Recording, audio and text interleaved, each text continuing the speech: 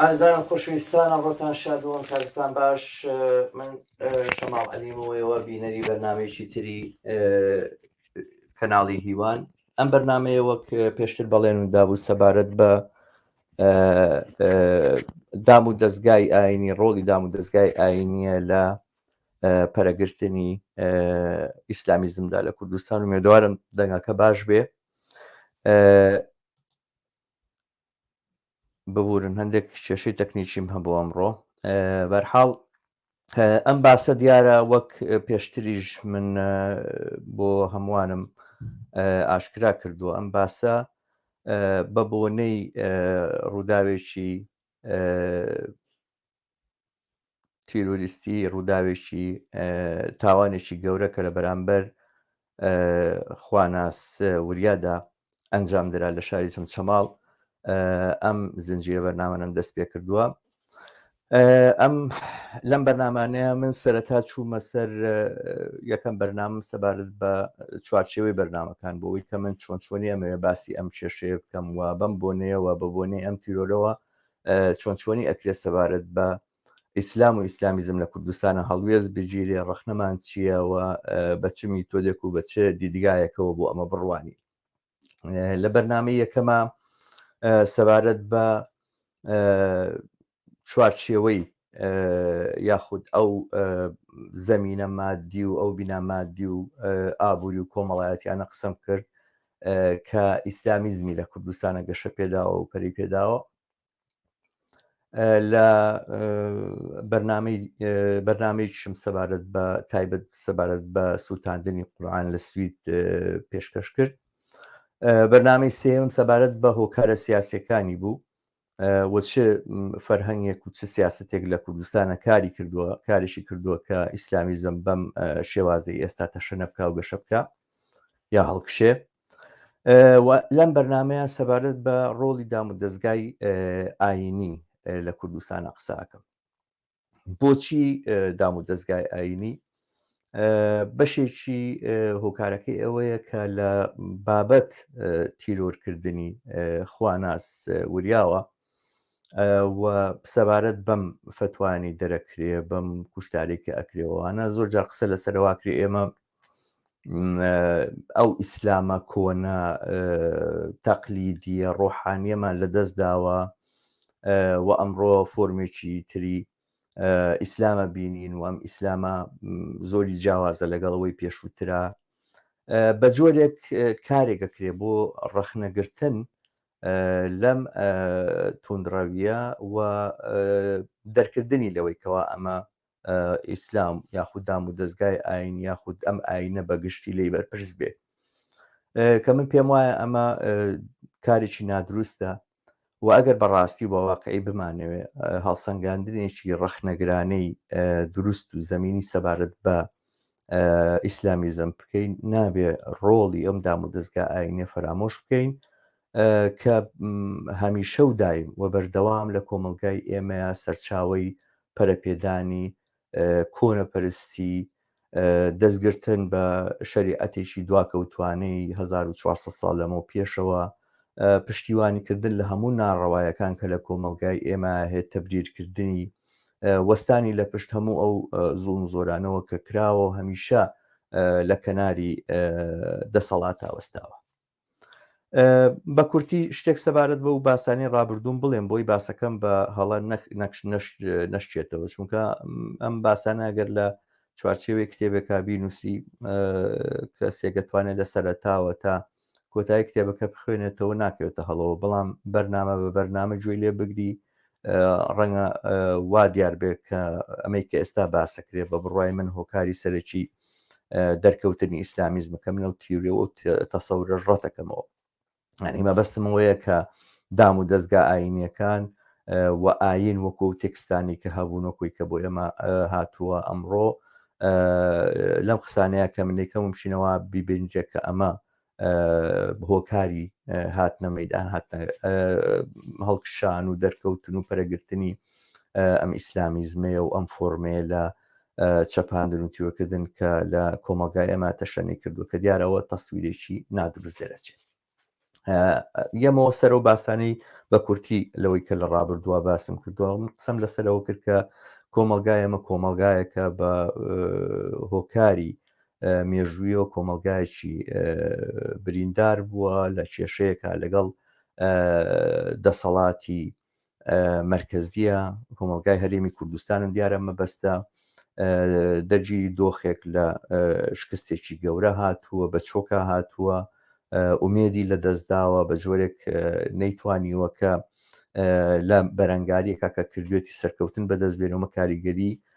گەورەی لەسەر سایکۆلۆژیی کۆمەڵایەتی لە کوردستانە داناوە دواتر هاتنە سەر باسی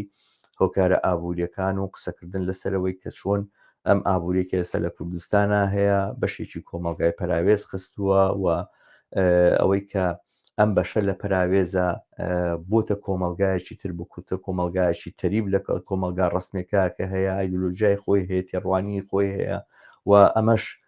زەمینەیەکی دروست کردو بۆ تەشەنەکردنی کۆنەپەرستترین بیر و باوەڕ و دواکەوتوترین فەرهەنگ لەم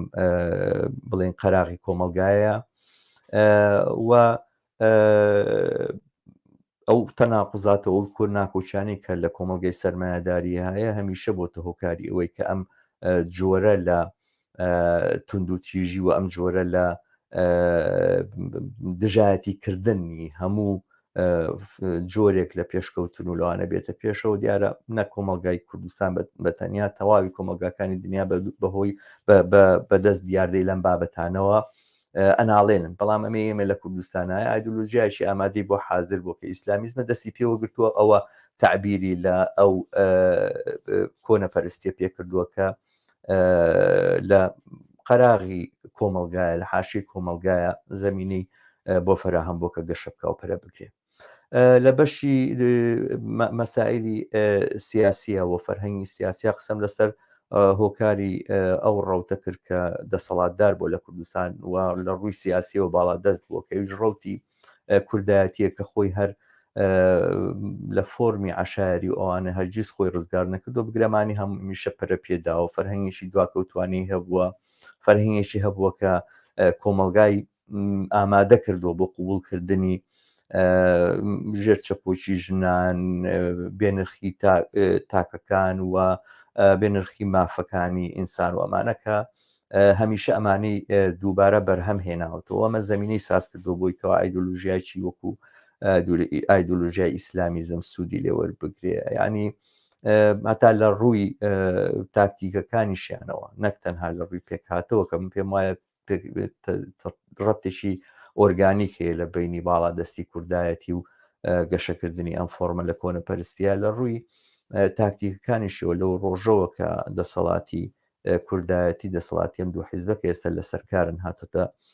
پێشەوە لە کوردستانەیە هەمیشە لەگەڵ جۆرێک چێبەرچێ و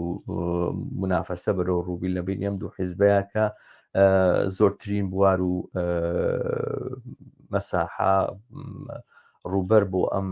جوڵانوانە فەراهەم بکە کۆمەکیان بکە لە ڕووی مادیەوە لە پشتیان بوەستێ هەر لە کاتی سەرەتای خرۆشانە جەماوەرێکی نەوەیەکەوە و دەرکردنی باسۆوانە کە بزوتنەوەی ئیسلامیان هێنایەوە تا دواتر لە هەڵەبجا لەلایەن پارتیەوە کۆمەکران و دواتر ئەو منافەسەی کە لە بینی یەکێتی و پارتیا هەیە ئێستا کە ئەیبینین بۆ دامکردن و پشتیوانیکردن لەم ڕەوتە سەلەفیانی کە ئێستا هەن ئەمانە هەموو زەمینانن کە وای کردووە کە ئیسلامیزم بەم جۆرە گەشە بکات نەک ئەوەی کە ئەمەی کە لە دقەکانە هەیەەوە ئەوەی کە لە ڕابردوو لە مێژووی ئیسلاما بووە کە دیارە خودی ئەمەش ناتوانێت لە ژێر ڕەخنە دەرباز بێ ینی باسکردن لەسەر ئەم هۆکاران نابێ بکاتەوەی دەیری با لێگەڕین و ئێمە سەبارەت بەم ئایدۆلۆژیا قسەیەک نەکەین ڕخنەیەک لەم دڕندەیە نەگرین کە ئەم ئەفکارانە هەیەناوە ئەم بیر و بۆچوونانەکە بڵاو بکرێتەوە باواز بێنین کە دۆخەکە چارەسەر بێتەوەوانە لە ڕووی ئابووری و لە ڕووی سیاسیەوە کوردستان ئاڵوگۆڕێکی بەسەر هاتوانە وەختە ئیسلامی سیاسی بۆ خۆی بووچێتەوە بڕای من ئێمە لە بەرامبەر ڤایرۆسی کۆرۆنای گەروامان بکردایە بە ژیان زۆر زۆر سەختترە بوو لە ئێستا لە دنیاە و ئەسڵەن ئەم نەخۆشیی توانی دە بەرابەری ئەوەی کە قوربانی گرت و قوربانی بگرێەوە ئەم ڤایرۆسەش ڤایرۆسی ئیسلامیزم لە کوردستانە و ڤایرۆسی ئیسلامیزم لە کۆمەلگا بڵێن ئیسلام توشببووەکانە بە ئیسلام و ئیسلامیزم بە بڕای منوەکو نەخۆشیێکی ئاوا ڤایرۆسی وایە کە پێویست بەواکە سەرباری ئەوەی کە هەوڵە دەی بۆی کەوا بەر بە تەشەنەکردنی بگری وە زەمینەکانی فراوان بوونەوە بڵین بڵاو بوونەوە و دووچاربوونی خەڵکی زۆرتر بەم نەخۆشیە زەمینەکانی ئەوانە لە بینبەری لە هەمان کاتا پێویست بەواکە کە بۆ ئەم ڤایرۆسەشکە هاتۆتە پێشەوە ڤاکسینت هەبێەوە هەوڵ بدەیت کە بەرەنگاری و مقاومەتی خەڵک لە بەرامبەر ئەم ڤایرۆسیا بەهێز بکەیت. ئەمانی کە ئێمە ئەیکەین ئێمە بەش بە حاڵی خۆمەکو و ئەرچێکی سەرشانی خۆم ێزانم وەکو کەسێکە لە ڕابردووەوە لە ئێستاشە دڵسۆزیم هەیە بۆ پرۆسی ئاڵ و گۆڕێکی کۆمەڵایەتی لە کوردستانە و خۆم بە لایەنگری پرۆسێکی لەم بابەتەوە ئەوەنی کە پێم بکرێت سوڕاویش ئەم پرۆسەیە زانم بۆی کە ئینسان ئازادتر و یەکسانتر بێت لە کوردستانە ئەمە ئەشی سەرشانی خۆمی ئەزانم کە لەم بوارەشا قسە لەسەر ئەمە بکەم. دێمەوە سەر ئەستی مەسەلەکە و باسەکە کاویش ڕۆڵی دام و دەستگا ئاینەکانی کوردستانی ینی گەلێک لەو بەشێک لەو ڕۆشنبیرانی کە هەمیشە شتێکی تیا هێڵنەوە لەگەڵ کۆنەپەرستی و لەگەڵ ئیسلامیزم و لەگەڵ ئەم ئایدۆلۆژیە دواکەوتوانەیە قسە لەسەرەوەکەن ئای خۆزگەمان بەجاران خۆزگەمان بۆ کاتانی کە مزگەوتەکانمان لانەی دەرکەوتنی شاعیرەکان و بیریارەکان و نووسەرەکان و چوزانم زمانە زانەکانی ئێمە بوون ئەو کاتانەکە مزگەوت شتێکی تر بوو ئێستا مزگەوت بۆ بە شوێنی پەروەردەکردنی ئەم کۆنەپەرستیە بە بڕای من ئەمانە لەگەڵ حەقیقەتە هیچ خزمەتیشان نییە ئەم قسانەوە ئەوەی کە مزگەوت شوێنی پەروەردەبوونی شاعیرەکان و نووسەرەکان بۆی لە شوێ پەروەردەبوون لە مەکتەبەوە من قوتابخانە بۆ خەڵکی لە حجرا فێری خوێنەواری بوو معلومە کە شاعیرەکان لێوە دەرەکەون و ئینەکەن ینی خودی ئەوەی کە مزگەوت شاعری دەرکەوتووە زۆرتر باز لە ئەساڵەتی هەوڵ و کار و ئارەزووی ئەدەب و هونەرە لە ناو ئەم کۆمەلگایە نەک لە ئەوەی کە ئیسلام یاخود ئەم دام و دەستگا ئاینیانە یا مزگەوت ئەم فرسەتی هێناوەتە پێشەوە مەسەلەکە ئەوەیە کە ئەم مەیلەوە ئەم ئارەزووە بۆ ئیبداعکردن وە بۆ هونەر بۆ ئەدەب بۆ فکر بۆ ئەمانە نەیتوانیەوە مزگەوتیش تەنانەت قاوغی بۆ دانێ یاخود بەندی بکاتوانە لە ناو مزگەوتیشە چەکەری کردووە وەکو چۆن تۆ هەنێک جار گوڵە بینی لەسەر بەردەڕوێ ئەم هونەر و ئەدەبێ کە لە کوردستانە لە ناو مزگەوتەوە دەرکەوتووە گوڵەوایە کە لەسەر بەردڕواوە ئەنی مزگەوت و ئیسلام و هەموو ئەوەی کە لە دینا هەیە و لە ئاینا هەیەوانە لە شوێیە پشتیوانی لە شاعر کردووە لە کام ڕابردوویە لە کام فتوایە لە کام تەشریعە لە کام چوارچێوەیە پشتیوانی لە ئیبداع کردو ئەسڵەن ئیبداع خودی وشەی ئیبداع کە لە عەرەبیە لە بیدعەوە پەیوەندیەکی هەیە بیدعە لە سونەتی ئیسلامیە شتێکی منفورە شتێکی نەفرەت لێکراوە شتێکە کابێ خەڵک لێی دوورکەوێتەوە بێتەوە لەسەر سونەتی سەلەفی ساڵح بڕۆیت و ئەسڵەن کارێکت بەوە نەبێکە ئیبداع و داهێنانێکی تازە ئەنجام بدەیت شوعرا لە هەموو کتێبە ئاینەکانم لە سنەتی ئیسلامیان و ئاوشقال جنێو بە شاعیرەکان دراوەوانە هەمیشەوە نەفی کراوەتەوە کە محەممەد شاعر بوو بێ کۆی بڵی شاعری شانسوچیەک بوو بێ بۆ ینی شانخواریە شانکورتیەک بوو بێ بۆ محەممەد و بۆ بیاوەرانی ئەمە ئەو واقعێتەیە کە مزگەوتی بۆ لەکوێیان مزگەوت پشتیوانی لە ئەدەب و ئەوانە کردو تا ئێستێمە بێن بڵێن خۆزگەمان بۆ کاتێک کە مزگەوت ئاوا بوو مەکتەب نەبوو خوێنگرگان نەبوو لەو ڕۆژەوە مەکتەب کراوەتەوە شوێنی زانست و عیلم و ئەدەب و فەلسەفە و هونەر و هەموو جێگایەک خوێندنگاکانە لە مزگەوت تا بەس بەداخەوە خەڵکی نەفام پەروەردابێ خەڵکێک پەروەردابێ کە دوژمنایەتی هەموو شتێکەکە و ئەمە ئەسڵ و واقعیەتی دام و دەستگا ئاینەکانی ئێمە دام و دەستگای ئاینی لە بەتایبەتی لە مەزهەبی سونەیە و ئەمانە هەمیشە پەشتەماڵێک بوو بۆ دەسەڵات هەمیشە بۆ شاردنەوەی عیب و عارەکانی دەسەڵات بووە. هەموو ئەو تەشریعاتانەی کە کردویانە، هەموو ئەو قانونانەی کە هێنایانەوە، هەموو ئەو حرام و حەڵاڵانی هێیانە بەپی ویستی دەسەڵات هاتووە. وە خودی ئەوەی کە پێوترێ سنەتی سەلەفی ساڵح ئەگەر بینی لێشی بیتەوە لە سەردەمی ئەمریکانەوە تاکو ئێستا هەر ئەوە ویست و ئارەزووی خەلیفەکان و دەسەڵاتدارەکان و سوڵتانەتەکان بووە کە بووە بە سنەت و ئەوانە، ینی دانیشتون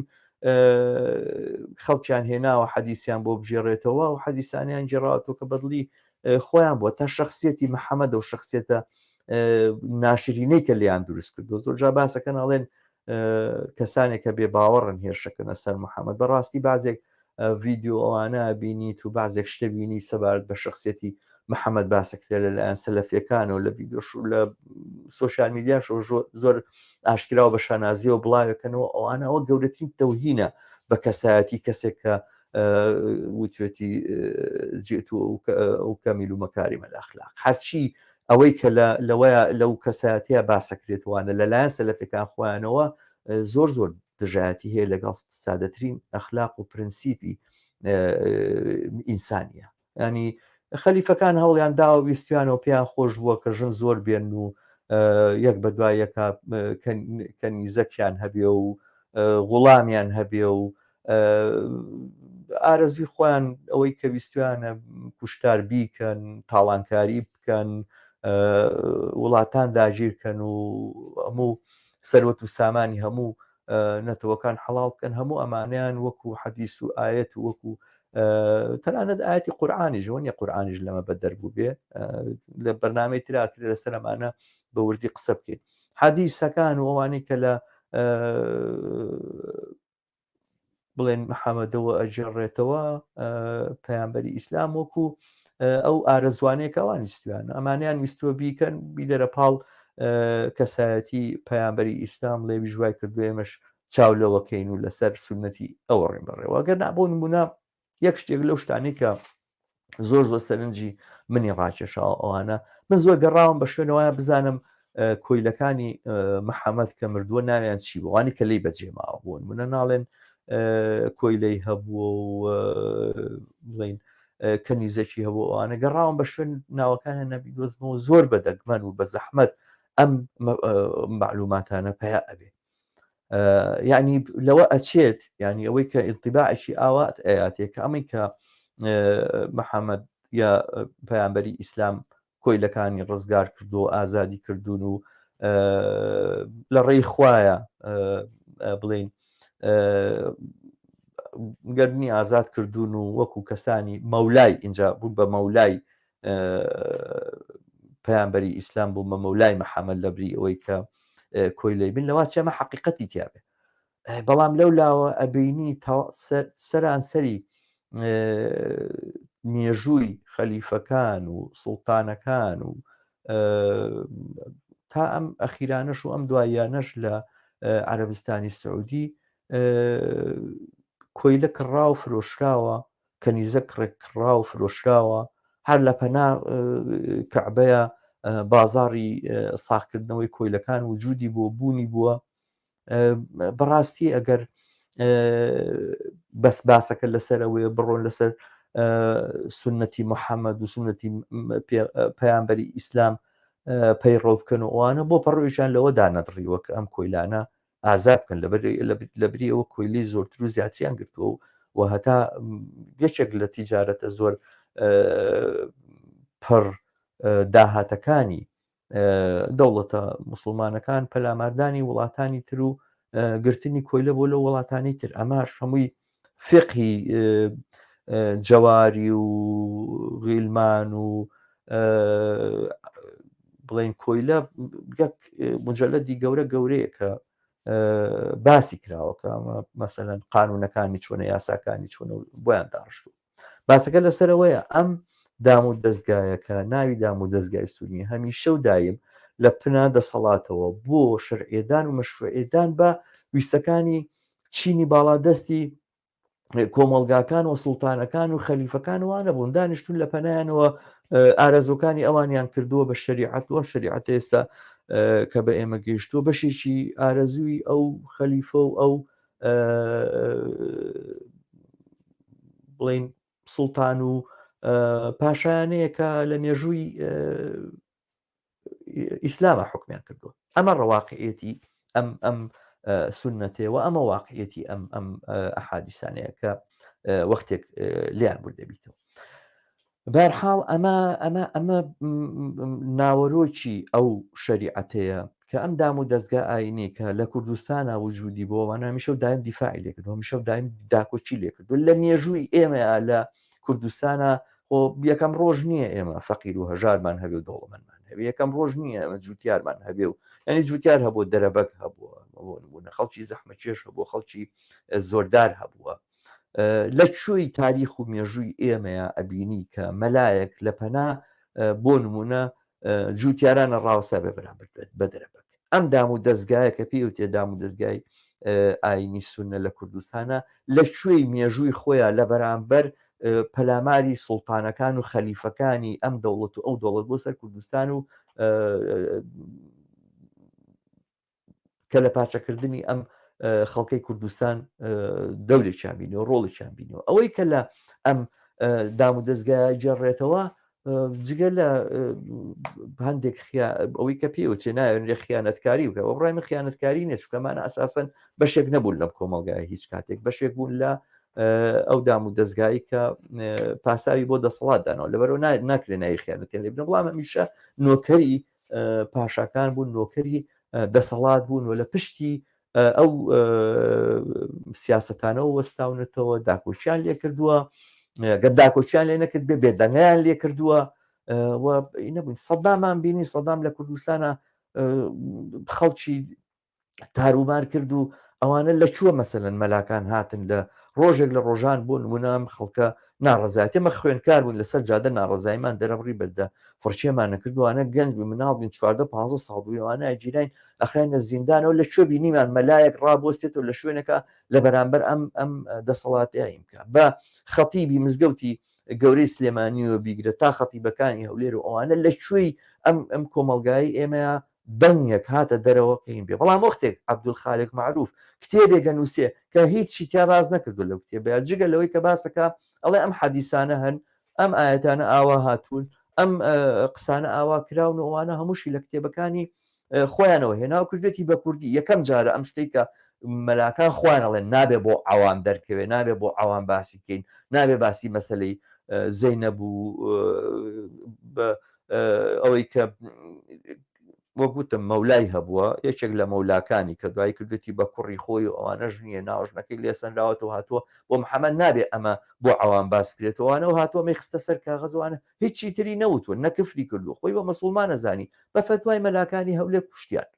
ئەنی لە کوێی تاریخ و مێژووی ئێمەیە لە کوردستانە تۆ مەلاکانی کوردستانە بینی کە هەڵوێستیشان دەربڕی بێکە یاێ ئێستا ئەم ڕۆژانە کە باسەکرێ لەسەر مەسایلی تورکیا ئەوانە هەتاکو مەلایەک ئەمینی لە جێگەیەکە بە هەزار شەرم و بە هەزار ئەملا ئەولا و بە پێچراوەیی کۆمەڵی قساکە بە بەرژەوەندی خەڵکو و ئەوانە دەیان مەلابینی سەڵاوات لێدا لە دیداری ئەردۆغان و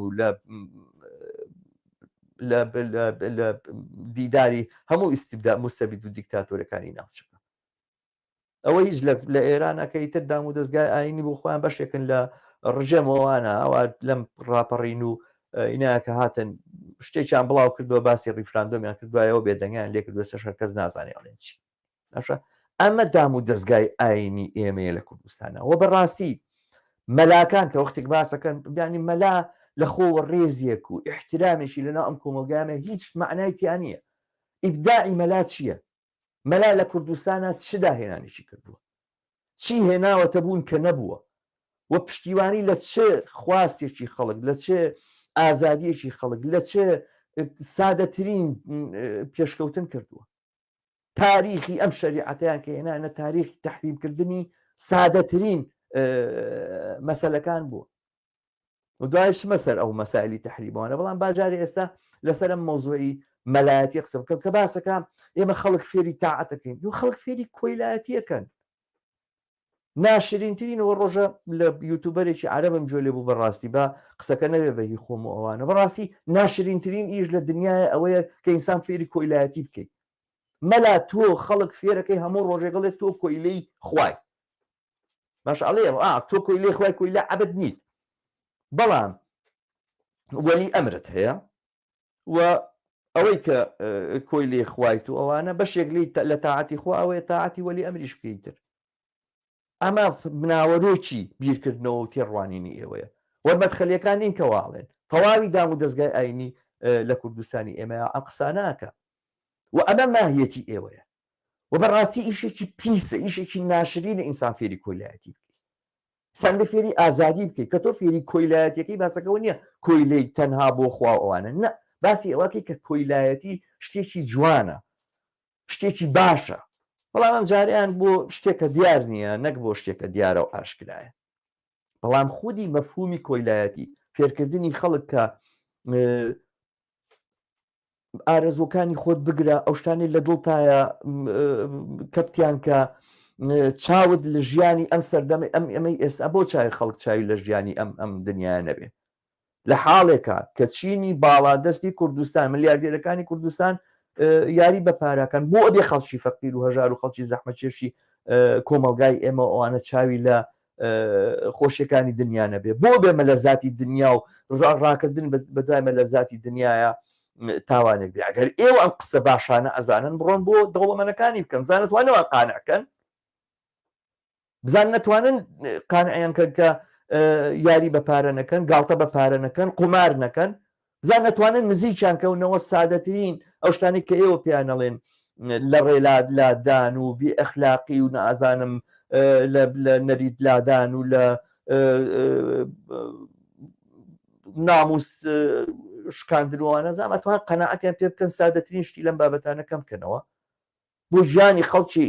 هەژار و نەدار و قڕبەسەر کە ڕۆژ تا ئێوارە کارەکە گەنجێکی بێکاری چەمچەماڵ و گەرویان ئەمڕۆ گوێم لێ بڵێ بە 1500 دینار کارەکەین ڕۆژێک تا ئێوارە 1500 دینار معاشیانە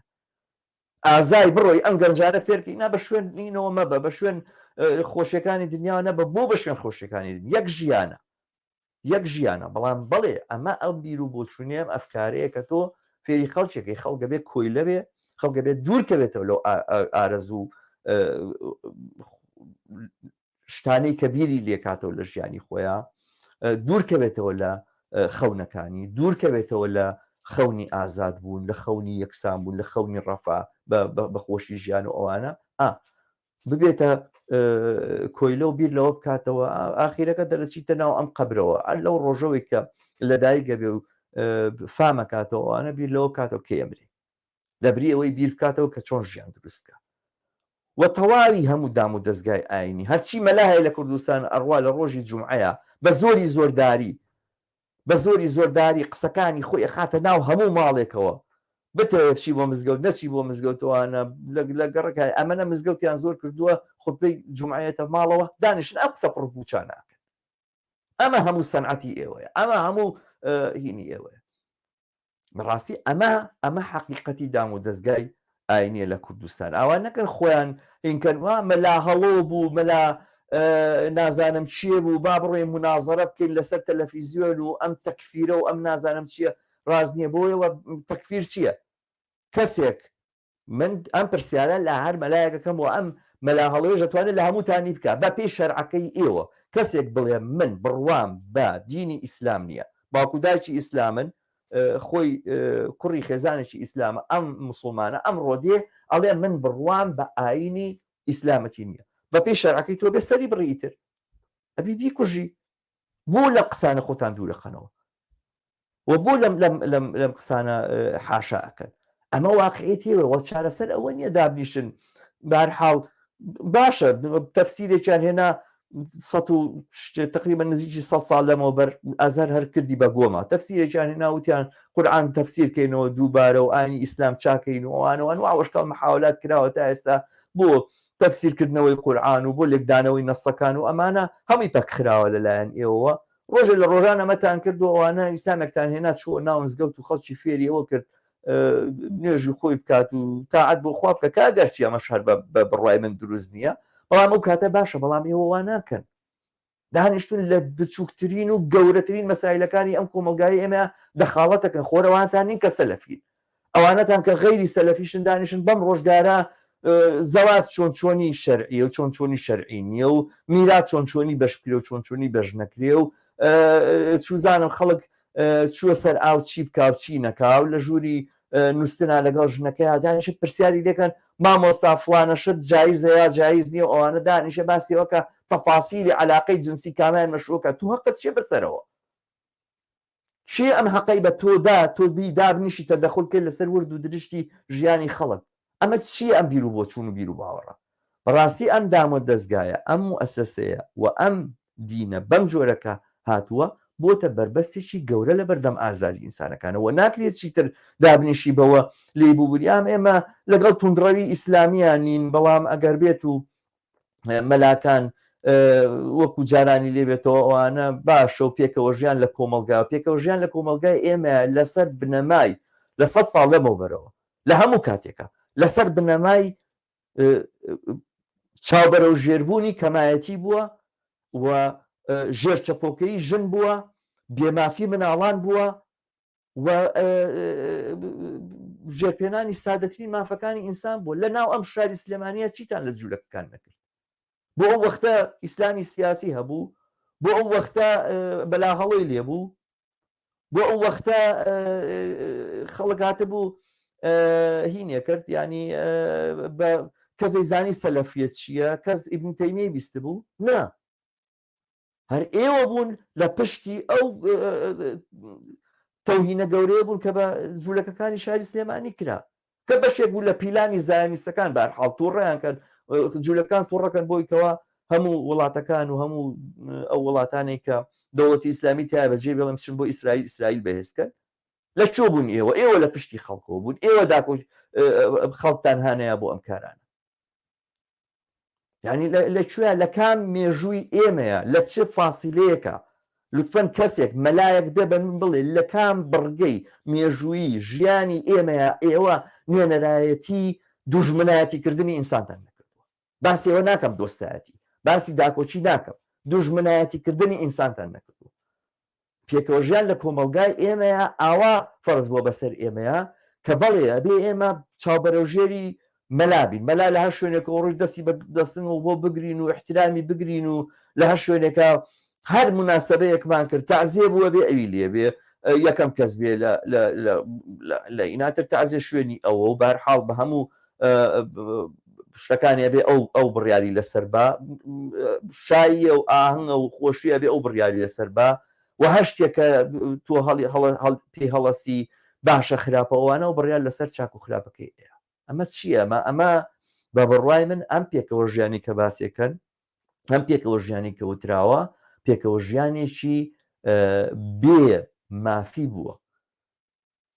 وە کۆمەلگای ئەم سەردەمە کۆمەلگای دنیای ئەم سەردەمە ئەمە چیتر قبول ناکە و کەسانی وەکو مەریوانی وریاقانی و کەسانی وەکو ئەم ڕۆشن بیرە مزەیەفە دواکەوتوانە کە هەمیشە و دایم داشەقی بن دەستی کۆنەپەرستەکانەوانە باواز لەم کە قسانە بێنن ئەم قسە قۆڕانە پێچنەوە ئێمە کێشەیەکمان هەیە لە کۆمەلگای ئێمە پێوترێ دام و دەستگای ئاینی کێشەیەکمان هەیە پێوترێ ئەم دینە بەم جۆرەوە ئەمە ئەبێ بکرێتە بەڕەخنە باسەکە لەسەرەوە نییە خەڵک نابێت مسلمان بێتوانێت چێ ئەستا نەبێرێ بە خەڵک بڵێ نابێت مسلمان باسەکە لەسەرەوەیە خەڵک بوێرێ بتوانێت ڕای خۆی دەربڕێ قسەی خۆی بکە یعنی خوانازوریاکان لەبەر خاتریەوە نییە کە نابێتی لۆکن لەبەرەوە لە ڕۆژەکانی ئەخیرا پەشیمان بووبوونەوە ئەوان و خەریک بوون بەرەو لای خواگەڕیا لەوانەیە ڕۆژە لە ڕۆژان بەرەو لای خوا بگەڕێنەوە نا خوانازوریاکان مافی ژیانیان هەیە تەنانەت ئەگەر هەموو ئەم دینەی تۆ نەکار بەجیار هێشتووە لە دژی تەبلیغەکەن ئازادی یعنی ئەوە یەکسانی و بەرابەری یعنی ئەوە بە چه دلیلێک ئەم دینەی تۆ کە دینی تۆیە و ئەمانە شتێکە کە نابێت خەڵک لە بەرامبەری ڕەخنە بگرێ و خەڵک نابێت بانگەواز بۆ بیر و بۆ چوونێکی تر بکە بۆ دیانەتێکی تر بکە بۆ نابێت بکرێ بۆ دیانەتێکی تر نا بۆ بێدینی بۆ نابێت بکرێ لەبەرچی بە کام شەرع بە کام قانون بە کام یاسا بە کام یاسای ئینسانی ئەزانم بە یاساکە ئێوە وایە بەکان یاسای ئینسانی و ئەمە ئەو حقیقەتەیە ئەو واقعەیە کە ئێمە لەگەڵی بەرەوڕین ئێمە لەگەڵ هەموو مؤسسەی دین بەرەوڕین لەگەڵ هەموو ئەم دام و دەستگای بەرەوڕین کاڵێم دام و دەستگا مەبەستم تەنها مزگەوت و مەلاکان و ئەوانە نییە و وەزارەتی ئەوقاف و یاخود سوزان یەکێتی زانایانی ئاینی و ئەوانە نییە پاسەکەم لەسەر هەموو ئەو شتێکە کە فەرز کراوە هەموو ئەو فەرهەنگەیە کە فەرز کراوە هەموو ئەو کۆدانەیە کە ئێمە پیانژین ئەم مؤسسەیە ئەبێ بکرێتە بەڕەخنەی جددی و بێ ڕەخنە بگرێت لەلایەن ئێمەوە و ئەمە ناکرێت ڕابژیرە لەوەی کە با ڕزگار بین و ئازاد بین لە ڕووی ئابوووریەوە با کوردستانمان سربەخۆ بێ با هەڕەشەمان نەبێت لەسەر کوردستان لەم لاولاون جاوەختین ئەکەوینە سەر ئەوانەوە نییە ئەسڵەن بەشێک لە ئازادی ئینسان و نەک بەشێک ئازادی ئینسان بەندە بەوەی کە چەندێک ئەتوانی لەم ئەفکارە و لەم بیر و بۆچوونانە دوورکەویتەوە و ئەمە مەدانێکە و چوارچێوەکە کە هەموو ئەوانێک کە خەباتەکەن بۆ ژیانێکی باشتر بۆ ئینسانەکان بۆ ئازادیەکی زۆرتر بۆ ئینسانەکان بۆ ڕەفاهێکی زۆرتر بۆ کۆمەلگا هەموو ئەوانە بانگاز کراون لەم ڕوبەڕووبوون و بەرامبەرچیە بەشدار بن ئەم بەرامبەرچیە لەگەڵ ئەفکارە نەک لەگەڵ بەشەرەکانە چونکە لە غیابی خەڵکانی ئازادی خوازە لە غیابی خەڵکانێکە کە بە واقعی ئازادی خوازن کۆمەڵێک سەلەفیمان بۆ دروستە بێ بە ناوی ئەمجارە ئاتەئیستەوە ینی هەر سەلەفین بەڵام ئاتەئیستن ئیتر هەر بە هەمان مقیاس بە هەمان میتۆد و ئەوانە بە هەمان عقلیەت و بیر و بۆچوو بەڵام بە عکسی ئیتیجاهەوە قسە لەسەر بەشەرەکانەکە ئەمجا هەرچی مسلمانە بێ عقڵە هەرچی مسلمانە وایە هەرچی وانە تەوهین بە مسلمانان ئیهانەکردن بە مسلمانان جایز نییە نەک هەر جایز نییە ڕێگە پێدراو نییە بە هیچ جۆرێک و ژێرپێنانی سادەترین مافەکانی ئەوانە جنێوپێدانیان نابێ بە هیچ جۆرێک قوبول بکرێ بە گەمژەزانینە نابێ بە هیچ جۆرێک قوبول بکرێ بەڵام ئەم بیر و بۆچوونە ئەم بیر و باوەڕێ بێ ڕخنە بکرێ ئەم دوانە بێ لێکتر جا بکرێنەوە ئیسلام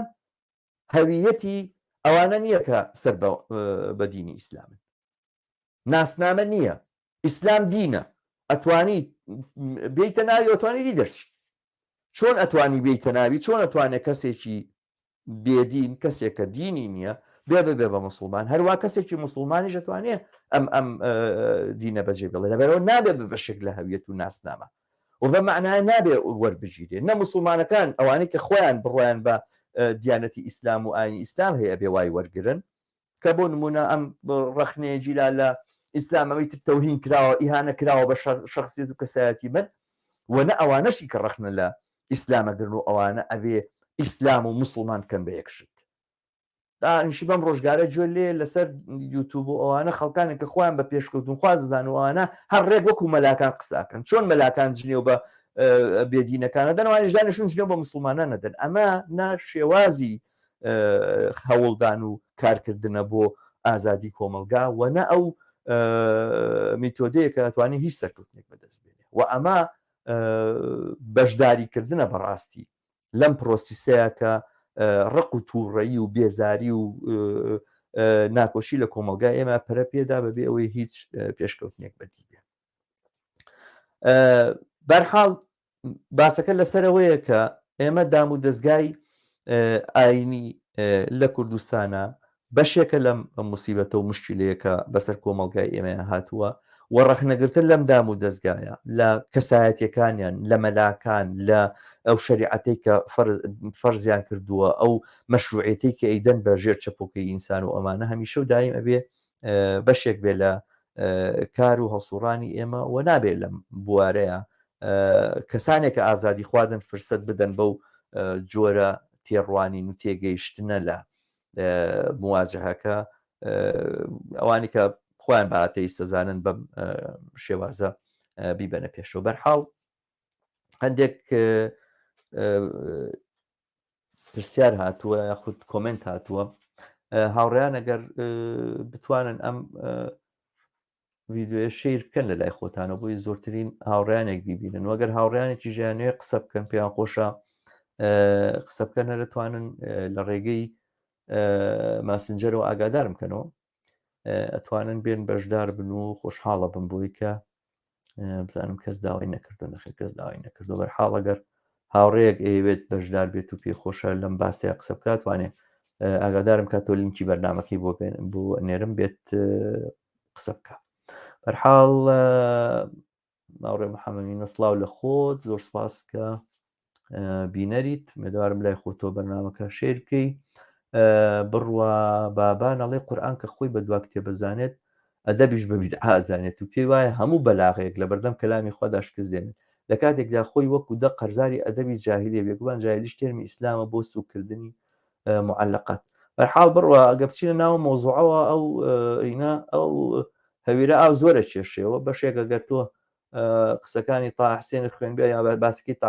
حسێنە دیبێت لەسەر ئەو معلقات و شتان ئاساسەن ئەڵێ شتیوا هەروجودی نەبووە و دوایەوە وەشی لێ دەرچی ینی ئەوە کە قورئان کتێبێکی زۆر بەلیغە و بەلاغەتی هەیە ئەوانە و ئیتر ئێستا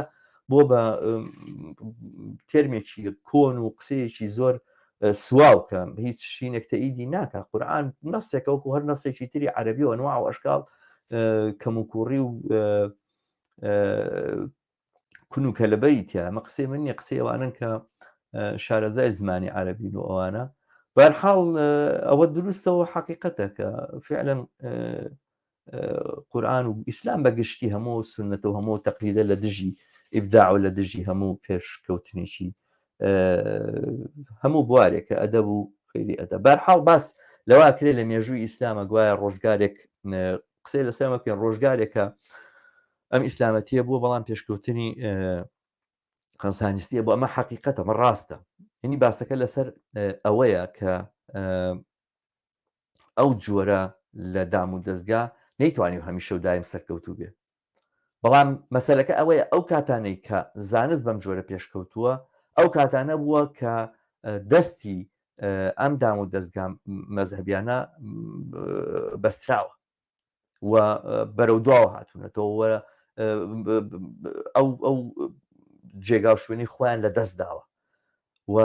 فرسەتێک کراوەتەوە کەوا هەناسەیەک هەڵبمژین و بێت. ینی بەشێک لەوە کە باسی قسەیەک هەیە لەسەر معتەزیلەکان کاتی خۆی کە هاتوونەوەوانە ئەم فترە و کاتەکە زانستەکانی تیا پێشکەوتنوانە هاوکات بووە لەگەڵ ئەم فترانەیە کە معتەزیلەکان هاتوون و قسەیان لەسەر ئەوە کردووە و هەوڵی ئەویان داوە کە بە مجادلێکی فەلسەفی لەگەڵ مەسیحیەکانە کە ڕەخنیان لە ئیسلام و لە قورئان و ئەوانە گرتووە مجادلێکی فەلسەفی بکەن و ئەمە کارێکی کردو دەرگایکی کردوێتەوە کە ئێتیمامدان بە فەلسەفەوە ئەوانە بۆ مجادلەکردن لەگەڵ غەیرە دینەکانە بوارێکی لە بەردەما بکرێتەوە لەم کەین و بەینەشە زانست بار هەڵگەشەی کردەوە. دوایە ئەو زانستی کە بووە لە قورئانەوە نەهاتووە لە ئاینی ئیسلامەوە نەهاتووە زانستە بەرهەمی ئەم کۆمەلگایانە بووە. بەشێکی زۆری کاتەکان ئەوەی کە ئیسلام پێی کراوە و ئەم دینە پێی کراوە لەو کاتانەیە کە سوڵتانەکان لەسەر کار بوون و خەریکی تاڵانکاری بوون و خەریکی جەردەی بوون و ئەوانە مەلاکانیان هێناوە و ئەم مشەڕیعانیان هێناوە تەشریعیان بۆ بکە کە ئەم تاوانکاریانە بکەن و ئەم دینیان دروست کردووانە. بەڵام لەو کاتانەیە کە ئیتر ئەم کارە کاری خەلیفەکان نەبووە زۆرتر لە دۆخێکی ئارامە کۆمەڵگاژیاوە شەڕ و کێشە و پەلاماردانی وڵاتان و داژیکردنی وڵاتان نەبووە بە پیشیان بوارە کراوەتەوە بوویکەوە ئەم زانستە گەشە بکاوە. ئیسلام لەو توند و تیژەیە کە بوویەتی ئەوانە کەمێک دەستی شت بووە ئەمە فرسەتی کردوێتەوە کە ئاوا ئەم دینانە گەشە بکە. نەگرینە هیچ کاتێک وانە بووە کە ئیسلام سەرچاوی ئیبداع بێتەوە. ئەسڵەن وەڵام من لەسەر مەسلەی تەحریم وانە پێم خۆشە شتێک بڵێم بەسەرەوانەی کە چی قاچاق چی غێرە قانونی کراوە. بۆ نمونە یەکێک لەو شتانەی کە زۆر بەرجەستەی و دیارە ئەوەیە کە دواکەوتنێک کە کۆمەڵگاکانی ئێمە لە خۆر هەڵاتی ناوەڕاستە بەدەستێ و ناڵێن بەشێکی خێنە سەر ئەوەی کە گوایە ئیمپریالیزم و داژیرکاری تەوانەمانە هەموو ڕاستن ئینکاری لێ ناکرێت. بەڵام بۆچی وای لێ هات کە لەبری ئەوەی کە دەوڵەتی عوسمانی بتوانێ بچێ ئەوروپا داژیکا ئەوروپا لە دەوڵەتی عوسمانی ترسێ ئەوانە وای لێ هات دەوڵەتی عوسمانی بوو بە پیاوە نەخۆشەکە و ئەوروپا ئاوا پێشکەوت و ئاوا سیناعەت و تیجارەت و تەکنۆلۆژیا ئەمانە گەشەی کرد و ئەم ناوچەیە هەروە بەرەو دواوە گەڕایە و دواکەوتووە تا دێژە و فاسیلێ زۆرترە بێ زیاترە بێ. یەکێک لەو شتانی کە ئاماژەی پێکرێ بەرحاڵ ناڵێن ئەمە سەبەبی ئەساسی، بەڵام یەکێک لەو هۆکارانەی کە زۆر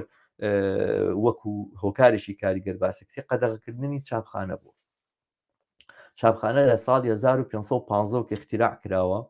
چاپکردنی کتێبەوەوانە لە ئەوروپایە دەستیان پێکردووە ماوەشکاو کتێبیان چاپ کردووە. ساڵی 1550 مەطبعە لە ئەوروپا کتێبی چاپ کردووە و بەشێک هەتا قورئانیان چاپ کردووە. بۆ نمونە لە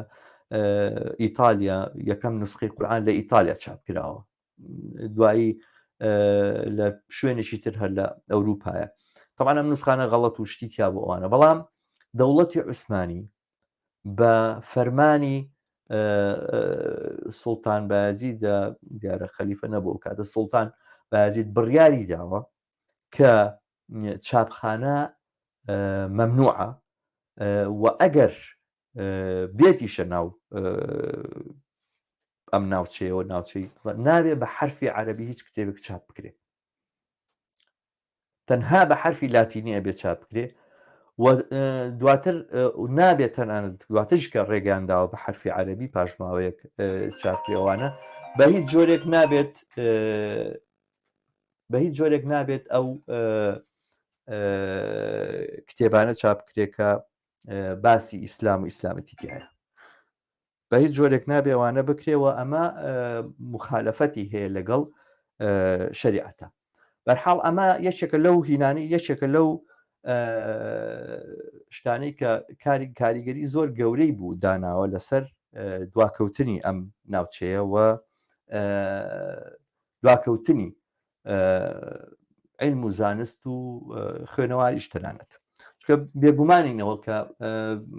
وەختێک کە چاپخانە بڵاوە بێتەوە و کتێب چاپەکرێوانە خوێنەواری و فێربوونی خوێندن مانا پەیاکە، کتێب پەیداکردن هێندە گران نابێتە هەر تەنها چینی سەرەوەی کۆمەلگا پێیان بکڕێەوەوانە، چینی خوارەوەی کۆمەلگاژ توانن ئەمە بکەن و ئەمە بوارێکی زۆرتر بۆ کۆمەلگا کاتە و پێشکەوتن. بەڵام ئەم کاری دەوڵەتی عوسمانی کە ماوەی 200 ساڵی ڕێک بە هیچ جۆرێک هیچ چەشنە کتێبێکی بە حرفی عەرەبی لە ئەرزی سەڵتەنەتی عوسمانیە ئیجازەی پێ نەدراوە، کارێکی کردو کەمە دوا بکەوێت تا دواتریش کە ئیجازەیان پێداوە بەشێک ئیجازیان بە جوولەکەکان و مەسیحیەکان داوە، وەکە لوبنان بۆ نمونە بۆتە سەرچاوەی مەطبعە و مەطابع و ئەوانە یەکێکی لە هۆکارەکانی ئەوەیە. جا سەرنجڕاکێش ئەوەیە کە ئەزهەر بە قەرار و بە فتووە مەنعی کردووە کە تەنانەت قورئانیش چاپ بکرێ و دواتر دیارە محەممەد عەلی پاشا زەختێکی زۆری لێ کردوون 1830ەکانە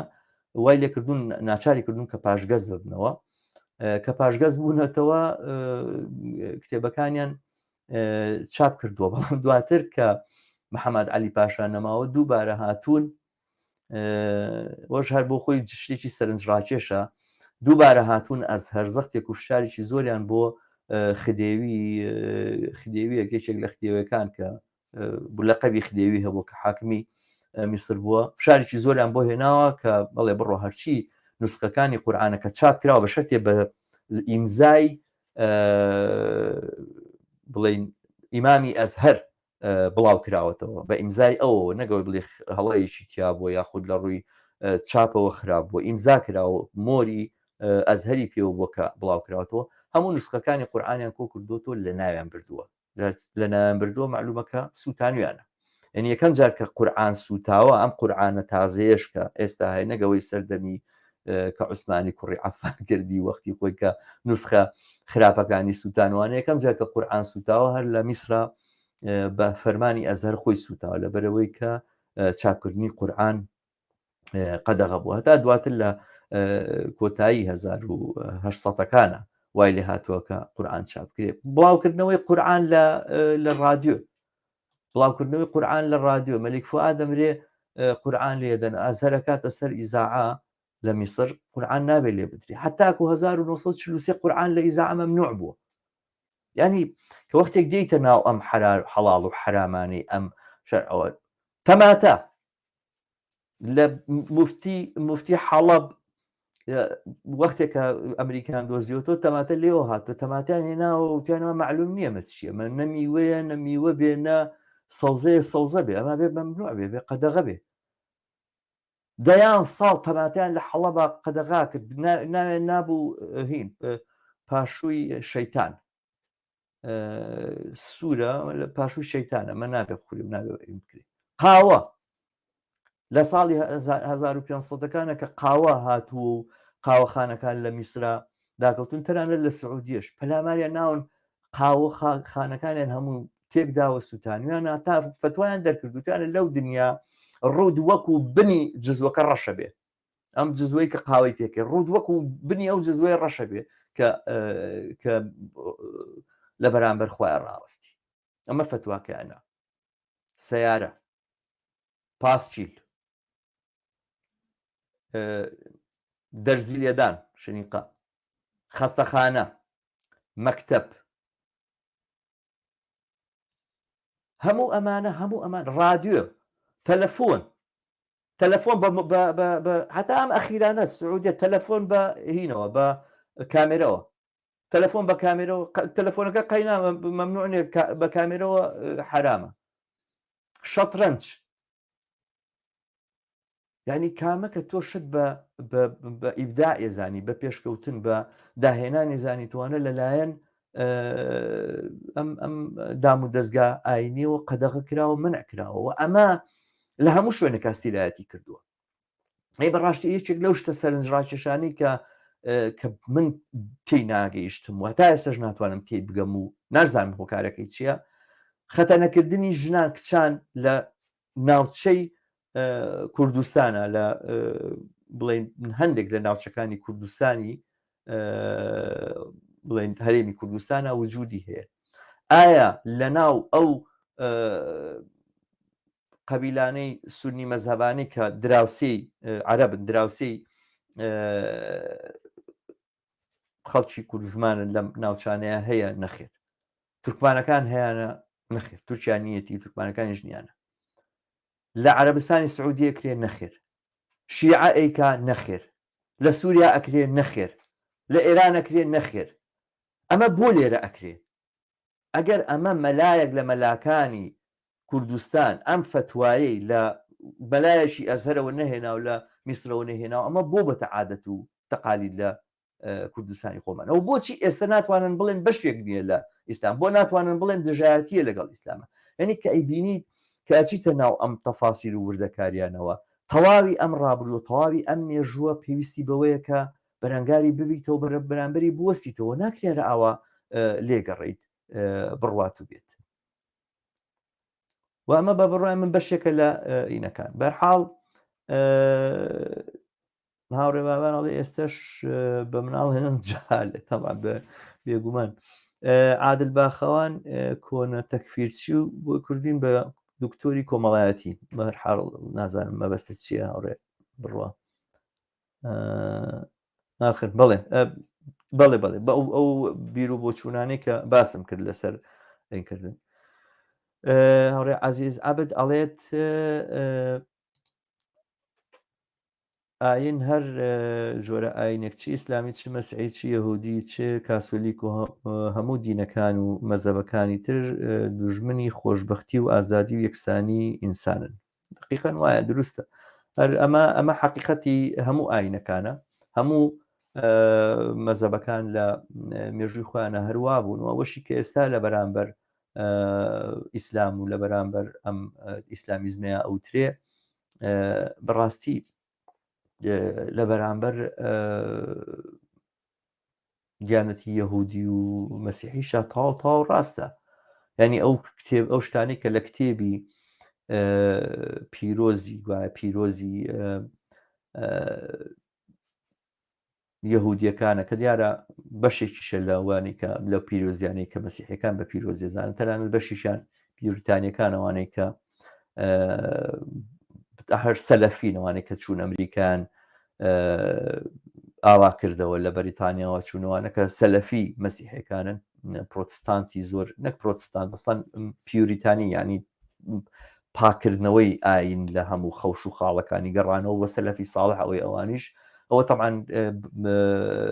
ئەو بەشە لە کتێبی پیرۆز کە ناوی کتێبی پیرۆزە کە تەوراتە ئەوە تەنان هەر بە قسەی خوا ئەزانەڵەن حرف بە حرف و شە بە وشە و کەلیمە بە کەلیمەی قسەی خوایە ئەو کتێبە سەیری ئەەکەی پڕە لە تاوان ئەستان ئەو خوایە کە لەوێ تعریف کراوە خوایەکی حەسوود خوایەکی تاوانکار کۆمەڵکوژ مناڵکوژ هیچ بایەقێکی بۆ ئینسانتیانی هیچ قیمەتێکی بۆ ئینسانتیانی واچی ئەو چیرۆکانە بینیویج ئەی خوێنیتەوە هەستەکەی جۆرێک ئەوەی کە لە قورئانە هەیە پاکراوەتەوە لەم جۆرە دڕندەیە زۆر بەرجەستەوە ئاشکرایە ینی کە بەراوردیانەکەی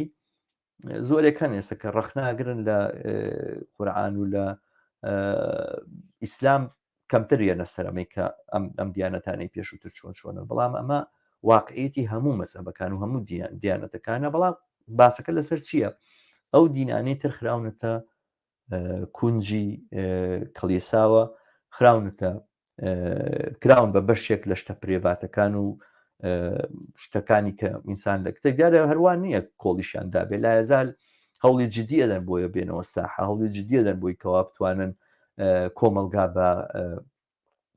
ڕەنگی خۆیان ڕەنگکەن لە ئیسرائیلە یەهودیە زۆر متەتەڕیفەکان هەمیشە و دایم بە شوێن ئەوەوەن کە ئەو تەعالیمانەی کە لە تەوراتە هەیە بۆ نمونە هەمووی جێبەجێ بکرێت و تەنفیز بکرێەوەوانە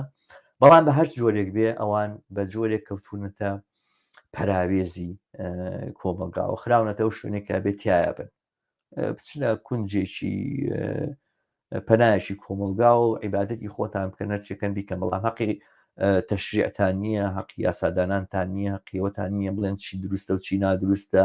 چی ڕاستە و چی غەڵەتە ئێوە نابێ قازی ئەخلاق بن بەسەر خەڵکەوە دیاری بکەن کە چی ئەخلاقی چی نائەخلاقی نییە ئەوە ئەخلاقیە کە بۆ ئینسان باشەوە بۆ ئەوی کە کانتەڵێ بۆ نمونایەن یەکێک لە بەو فەرز شتانی کە تێڕوانینەکە بۆ ئەخلاق هەیەەوەی کە ئەگەر هەموو کەس بیکە سەرنجامەوێ بە قازانج و بەژەوەندی کۆمەڵ ئەوە شتێکی ئەخلاقیەوەی کە ئەگەر هەموو کەس بیکە بێ بزەرەر بۆ کۆمەلگا ئەوە شتێکی لە ئەخلاقیە جگەلەوەی کە ئازارت بۆ بەرامبەر نەبێ ئەوانە بەرحاڵ ئەمانن ئەو مەعایر ئەخلاقیانی کە ئەمڕۆ ئەبێ هەبن نەک ئەوەی کە دین و دیانەت و ئیسلام یاخود دیانەتی یەهودی یا مەسیحی دابنیشێ بۆ خەڵکی دیاری بکە بەرحاڵ ئەوانەوانەیە قبول کردو چوون بەڵام ئەم ئیسلامیزمەی ئێمە ئەم دینە و ئەم دام و دەستگا ئیسلامی ئێمە ئەمە قبول ناکە لە پەنا دەسەڵاتە هەمیشە و دایم هەم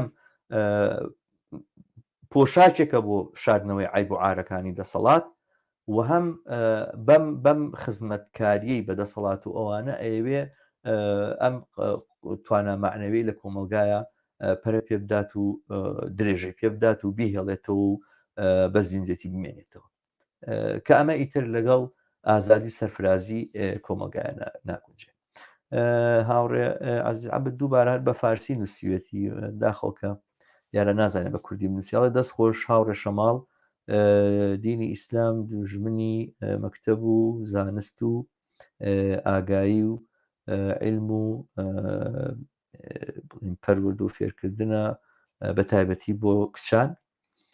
دەبێت چی بکرێت کە کۆمەلگەی سەرمایەداری دەبێت چی بکرێت کە کۆمەلگەی سەرمایەداری ئێستا پاسەوانی مەزهەب خۆی مەزهەب پاسەوانی کۆمەلگەی سەرمایەداری وەڵام دیارە کۆمەلگەی سەرمایەداریش لە بەرامبەرە پاسەوانیەکەوە پارەی پێدا و ئیمکانی پێدا ئەوەی کە ئەم موئەسسەسە دینیە ئەم موئەسسەسە ئیسلامیە خود ئەم دامەزراوە ئیسلامیە ئاوا بەم قەڵافەت و بەم هینەی خۆیەوە ماوەتەوە بەم توندوتیژەی خۆیەوە ماوەتەوە بەشێکی بەڕاستی هەر تەنها ئەوە نییە کە بەرژەوەندەکانی چینی دەسەڵات دارە پارێزی ئەم دینە بۆنی نەوتی لێدێ ئەم دینەکە ئێستا ئاوا ماوەتەوە بەم جۆرە بڵێن چەپاندنە کۆمەلگا ئەچەپێنەوەوانە کە زۆر لی وەردەبیتەوە بۆنی نەوتی لێ دێ سعودی عەرەبستانی سعودی گە شوێنێک نەبووە نەوتی تا بووایەوە ئەگەر پێویستیەک بەم ئایدۆلۆژیا نەبووە بۆ پاساودانی ئەوەی کە چۆنەکرێتەوە ئەم ملیار دۆلار هەموو ڕۆژێک بێتە خەزنەی دەوڵەتێکی موسڵمانەوە بەڵام بەشی زۆری موسڵمانانی دنیا لە دۆخێکی زۆر هەژاری و نالەبارترین ژیانیان هەیە ئایدۆلۆژیایان پێویست بوو کە ئەمە تەبریر بکەوە ئەمە پاساو بدە و ئەو ئایدۆلۆژیاش جگە لەوە هابێت و جگە لەو تێگەشتنە زۆر دواکەوتوانەیە بۆ دینیانی ئەتا لە چاو هەموو تێگەشتەکانی ترە دیارە لە هەمویان دڕندانەتر و دواکەوتوانترە ئەمە کارێکی کردووە کە ئەم دامەزراوە دینیانە لە وڵاتانی تریشە بێنێت ئەوانەی کە متابعی ئەگەر بچی تاریخی ئەزەر بخوێنیتەوە و شتانی کە ئیمام محەممەد عەبدەکە ئیمامی ئەزهەر بۆ ویستێتی ئەنجامی بداوە بە دواتر تەلەبەکانی ئەوانە بۆ معلوم ببێت لە جێگای لە جێگاکانە کە وختێک لە ئەزهەرەوە ئەچن بۆ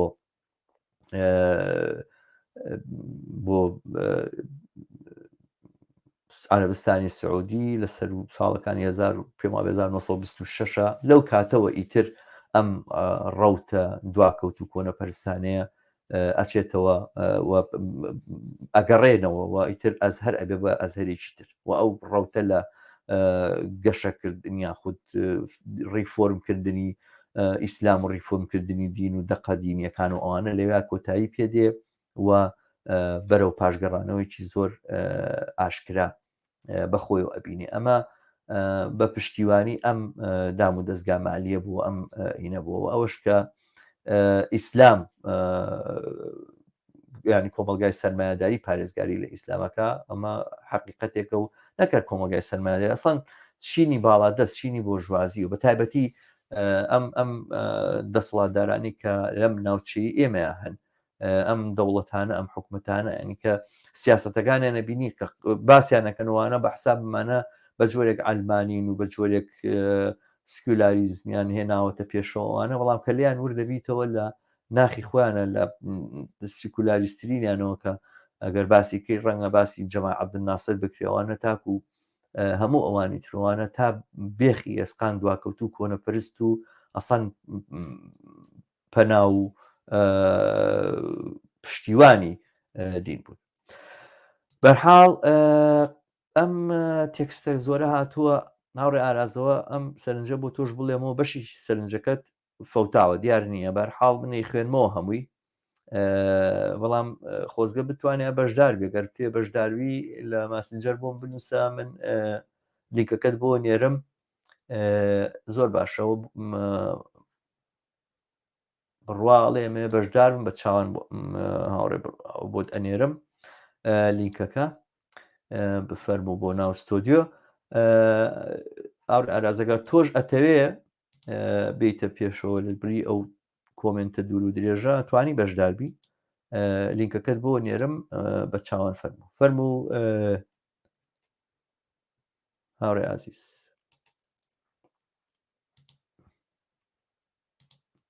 ئەوە لینکەکەی هاوڕێ بووە بەرحاڵ بە تێکستەکە بە کۆمنتەکەی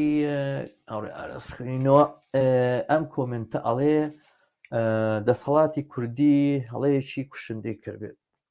عینەکەوان بەکاربێنین پیررووی دەسەڵاتی کوردی هەڵەیەکی کوشندەی کردووە لە کوردستانە بۆ داپۆشینی تاوان و دزیەکانیان مەلاوی ئیسلامیەکانیان دروست کردووە لە ڕابردوو بۆیە زەحمەتە لە ئێستادا تەنها بە فشاری ئازادی خوازان پاشەکشە بکەن هەر بۆیە لە ئێستادا دوو دیویان باشتر بڵێم کۆمەلگای کوردی دوو دژمن و دوو بەرەی دژ بە خەڵکی هەیە یەک دەسەڵاتی کوردی دووش ئیسلامی سیاسی هەر بۆیە لێدان لە هەر یەکیان بەجیا لەوانە دۆمیان بەهێز دەکات و ئاشکرا لە نێوان دوو خراپەدا بژاردەیەکیان هەڵبژێرن کەواتە تا بێت ئەرشی ئازادی خوازان پێم وان مەبەسێ بڵێ قورستر ئەبێ بەرحاڵ دەست خۆش ئارازبا من یەک دوو ملاحەزە بڵێم سەرەتا من ئەو تعبیری ئیسلامی سیاسیە بەڕاستی بە تعبیرێکی کۆنەزانم پێویستمان بۆی تۆزی خۆمان ئەبدەیتکەنەوە ئیسلامی سیاسی مەسەن ئێستا بۆ نمونە عەبدولەتیف سەلەفی بۆچی سیاسیە شووی سیاسیە هیچ باسی سیاست ناکە ئەیکا سیاست، بەڵام سیاسی نیە بەو معنایی کە یەکگرتووی ئیسلامی سیاسیە، بۆ معنای کۆمەڵ سیاسیە، بۆ معنایە بیان بچنە لە هەڵبژاردنا بەشدار بێت و ئەوانە وانە داناوە لەوێ داناوە بەس بۆ ژیانی و خەڵکە بۆی دەسەڵات ئەوان دەسەڵات ناپەژێ لە هەموو کونج و کەلەبەرێکە بڕوا بە شوێن ئازادیەکانی ئێمەوە بمە لە عەبدولەتیف سەلەفی بۆ داناوی پارەی پێدا سیارێکی درعی بۆ کڕیوە و سەرمایە خسۆتە بەردەستی و ئەوانە و بکەوێتە ناو خەڵکەوە و خەڵک مشکلەی جدی خەڵک کا بۆی کەوا چێستە کام کەس بە تەنورەوە هاتە دەرەوە چێ قژی دەرکەوت و چۆنە بێ نوێش بکەیت و چۆن دەست بگری و چی بکەیت و چی سەلەفی ساڵح چیان وت و چیان نەوت و ئەوانە و خەڵک بەوە مەشغوڵ کاتەوەوانە و بەرحاڵ لە پەناشا بڵێ ڕاوەستانەوە بەرامبەر وەلی ئەمر خەتایەکی گەورەیە و کفرە و چیە و سوزان دوورکەوتەوە لە ئیمانەوەوانە ئەوە بینەکە بەڵام مەلا عەبدولەتیف سەلەفی خۆ ئیسلامی سیاسی نییە سیاسەکەی لەکوێیە بەڵێ سیاست ئەکا سیاستێکی دوژمنکارانە ئەکا بەرامبەر بە ئێمەمانان بەرامبەر بە خەڵک ئازاد بێ بەڵام خۆ بە سیاست بەو معنایەکی ئیسلامی سیاسی پێشتر کردوێتی نایکا و داوای ئەوەش ناکە دەسەڵاتێک و دەوڵەتێکی ئیسلامی لە کارابێت و هین باوانە بەم دەوڵەتە ڕازی ئەڵێ وەلی ئەمری موسلیمینەوەوانە وەگەر زیناژەکات و قماری ژەکات و پارەی خەڵکی ژەخوات و دزیش ئەکات و گەندەڵی ژەکاتوانە لێ ئیترەوە وایە بێ قوبوڵی کەیمەت خەلیە و ئەمە هینەکانیانە بەرحاڵ بەم معنایە من ئەمەم لەلایە قوبوڵ نیە دووەم یەکشت هەیە لێرەیە کە من ئەمە حەزەکەم هاوڕیان من هەڵی بگرم بۆ باسێکی ترشکە ئەمڕۆ ناتوانین لەوە زۆرتر بچینە ناو مەسائلانەوە کە قسەمان لێکرد من باسانە زۆر قسە هەڵەگرێ مەسەلەی ئەوەی چی بکرێ لە بەرامبەر ئەم دۆخی ینی باسەکە هەر لەسەر ڕەخنە نییە ئێمە ڕەخنە لە سۆشیال میدیا ڕەخنیان لێ بگرین بۆ نمونە ئەم بیر و بۆچوونانە بخینە ژێر پرسیارەوەوانە سەرنجام ئەمە ئەبێ ببێ بە پراکتیکێکی واقعی باسەکە هەر باسی ئەوە نییە کە خەڵک ڕۆشنکەینەوەمانە ئەمەی کە پێی وترێ هێزی ئەلمانی ئەمەی کە پێی وترێ هێزی لادینی هێزێکە ناوێت دینی تر لە ژیانی ئەو ڕۆڵە ببینەوەمانە ئەمە ئەبێ هێزێکی ڕێکخراو بێ و ئەمە چۆن ڕێکخراوە بێ ئەمە ناتوانێت ڕێکخراوێ بە تایبەت لەسەر یەک مەسەلەی دیاری کراوە معەن بڕوا مەسەرەن تۆڕێک دروست بکەین بەس تەنها تۆڕێک بێ بۆ ئەوەی کە دەوڵەت ئەلمانی بێ بۆ نمونە ئەلمانیەت حیزبێکە هەموو شعارەکە هەموو دروشتمەکەی ئەلمانی خۆ زۆر هەوڵیان ناوە دروستی کردنەوەوان و زۆر ڕێکخراویش هەیە بەڕاستی بەشێکی ژیانی خۆی سەرفی ئەمە کردووانە و هیچی دەستگیر نەبوو هونەر لەوەیە کە چۆن خەبات بۆ سادەترین مافەکانی ڕۆژانەمان کاگەر و زەحمەتکێشی ئەم وڵاتە کە هەوڵەداکە مافەکانی خۆی بەدی بێنێتوانە لە پەنا ئەمەشە هەوڵ بۆ بدا کە دەستی ئیسلام لە ژیانی خۆی دوور خاتەوە باسەکە هەرە سەر ئەلمانیت نییەمە بە دەوڵەت بڵێن ئەو قانونەمان بۆ دەرکە و یاسایمان بۆ دەرکە قانون و یاسای دەوڵەت دەری کات و دەرینەکە خۆ ئەهەمیەتێکی نییە قیمەتێکی نییە وەختێک تۆ ئەم هەموو جڕوجانەوەری بۆ دروست کردی ڕۆژانە قەڵەیانەکات و بەری داونەتە گیانی کۆمەلگاوانە با بڕوا لێەوە هەری یاسای ئەلمانیمان بۆ دەرکە ڕووی خۆی سپێکا لە بەرامبەر کۆمەلگای نێودەوڵەتی ئێمە بە یاسا دەرمان کرد کە نابێ لە ژن بدرێت و ئەوانە بەڵام بۆ ئێستا ژنان لیان نادرێت ناکوژێن تیرۆر ناکرێن ناکرێن بۆ چی کراوە لە بەرامبەریانە سڵحی عشارێکێ حلت بۆ کامەسەلەکە و تەواوە بێ ئەمە کەوابێم یاسایانە هیچ ناگۆڕێجگە لەوەی کەین بێت لەبەرەوە تەوەجوهی ئەم جۆرە هێزانە ئەبێ بۆ مافەکان و بۆ خواستەکانیان بێت لە ڕووی ئابووری سیاسی لە هەمان کاتە بۆ دوورخستنەوەی تەسیری ئەم ئیسلامە بێ و ئەمە ئەتوانین هەڵیگرین بۆ بەرنامەکانی تر بڵین لە ڕووی تاکتیکیەوە چی بکەین لە ڕووی ئەوەی کە لەو جێگایانەیە کە ئەمڕۆ بۆتە چوارچێوەیەک و بۆتە زەلکاوێک بۆ سەر هەڵدانی ئەم ئیسلامیزمە تاوانکارە ئەلەم زەلکاوانەیە ئەم زەلکاوانە چۆن وشکەین و چۆن لەم دۆخەنا لەبارەیە ئێمە بتوانین ئومێد بژێنینەوە خەڵک لەبری ئەوەی ئەم تیرۆریستە ئەم کەسە کە ناوی هێرش بچوو خوداناس وریای تیرۆر کرد کەسێکی زەحمەتکێشی داماوی نەکبەت لە عمری 22 ساڵیە پێشمەرگەی هێزی هەفتایە ینی ئەسڵەن هیچ شتێکی لە ژیانە نەکردووە ئەمە ئەگەر تۆ بۆ بێبی پاسەوانی یەکێتی لە عمری 22 ساڵی ئەگەر مەکتەب بخوێن بێ ئەگەر فرسەتێکت هەبێ کارێکی شەرافەتمەندانە بکەی خۆ ناچی ئەمە بکەی ناچی ئەم کارە ئەمە بکەی بە پیشەی خۆت و ئێمە چۆن نتوانین لەم ئەم هێرشانە لەم تۆڕانە دوورخینەوە و ئومێدیان پێ ببەخشین. باسکە لەسەرەوە نییە ژیانی ئەم دنیای فانیەوە بڕۆ بۆ ئایندەت هەوڵدە بۆ دوای مردنت هەوڵدە، ناتوانانی ئەم ژیانەت خۆشکەی، ئەتوانی ئەم ژیانەت باشکەی، ئەمە پێویستی بە کارکردنەوە بێ قسە لەسەرەوە بکەین ئەمە چۆن بکەین. بە هەر حاڵ کۆمنتێکی ترە هاوڕێ جەمالە جەمال حەمید، دەستان خۆش لە ڕاستیە چەوسانەوە بوونی هەبێت دینەکانیش بوونیان دەبێت لەبەر ئەوەی لازم و مەلزوم یەکترن. دقیقەن وایە، دقیقەن ئەوە وایە، بەڵام چۆن خەبات لە دژی چەوسانەوە ئەەکەین ئاواژە بێ خەبات لە دژی دین بکەین مادەم ئاوا لازم و مەلزومی یەکن، چونکە ئەویش هەر ڕێگەت نادا لە چەوسانەوە ڕزگارە بێ. وەرم گرە هاوڕێجیان، باشە ئاراجیان، ئەوە بە چاوان بۆ دەنێرە ببوو لە درنگ بینی ئەوە بۆ دەنێرم هەر ئێستا.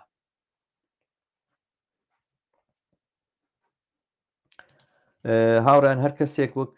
بۆ هاوڕێ ئارادیشم بە هەر کەسێک ئەوێت بەشدار بێت لەم بەرنمەیە پێم بڵێ لینکەکەی بۆ نێرم بەرحاڵ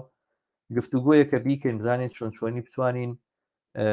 وەڵام بەم کێشانە بینەوە. ئەم باسانە ناتوانێت تەنها بە باسێکی کورتتاوە بێ، بەڵام ئەوەندەی کە بۆمان مچینەوەی بۆمانەکرێ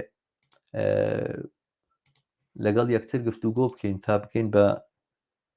چوارچێوەیەک بۆ کارکردنی هاوبەش، تەنها قسەش نییە بە بڕای من. حاڵەگەر هاوڕیانێک پێیان خۆشە بەشدار بن نەتوانین بەرنامەکە درێژکەینەوە. هاوڕێ ئارازەوە ناردم، هاوڕێ بڕوا بۆ تۆشم نردوو، بەڵام نازانم بۆ نەهاتی، وا دیارە درەنگ پێتان گەیشت، مێدەوارم بۆ تۆش درەنگ نەبوو بێ. ئەوڕێ بڕوا بەرحاڵ بینیوشێتی زۆر چاکە، زۆر باشە. با بچینە سەر کۆمنتێکی تر. دەسەڵاتی کوردی، هەر هاوڕێ جەمال دەسەڵاتی کوردی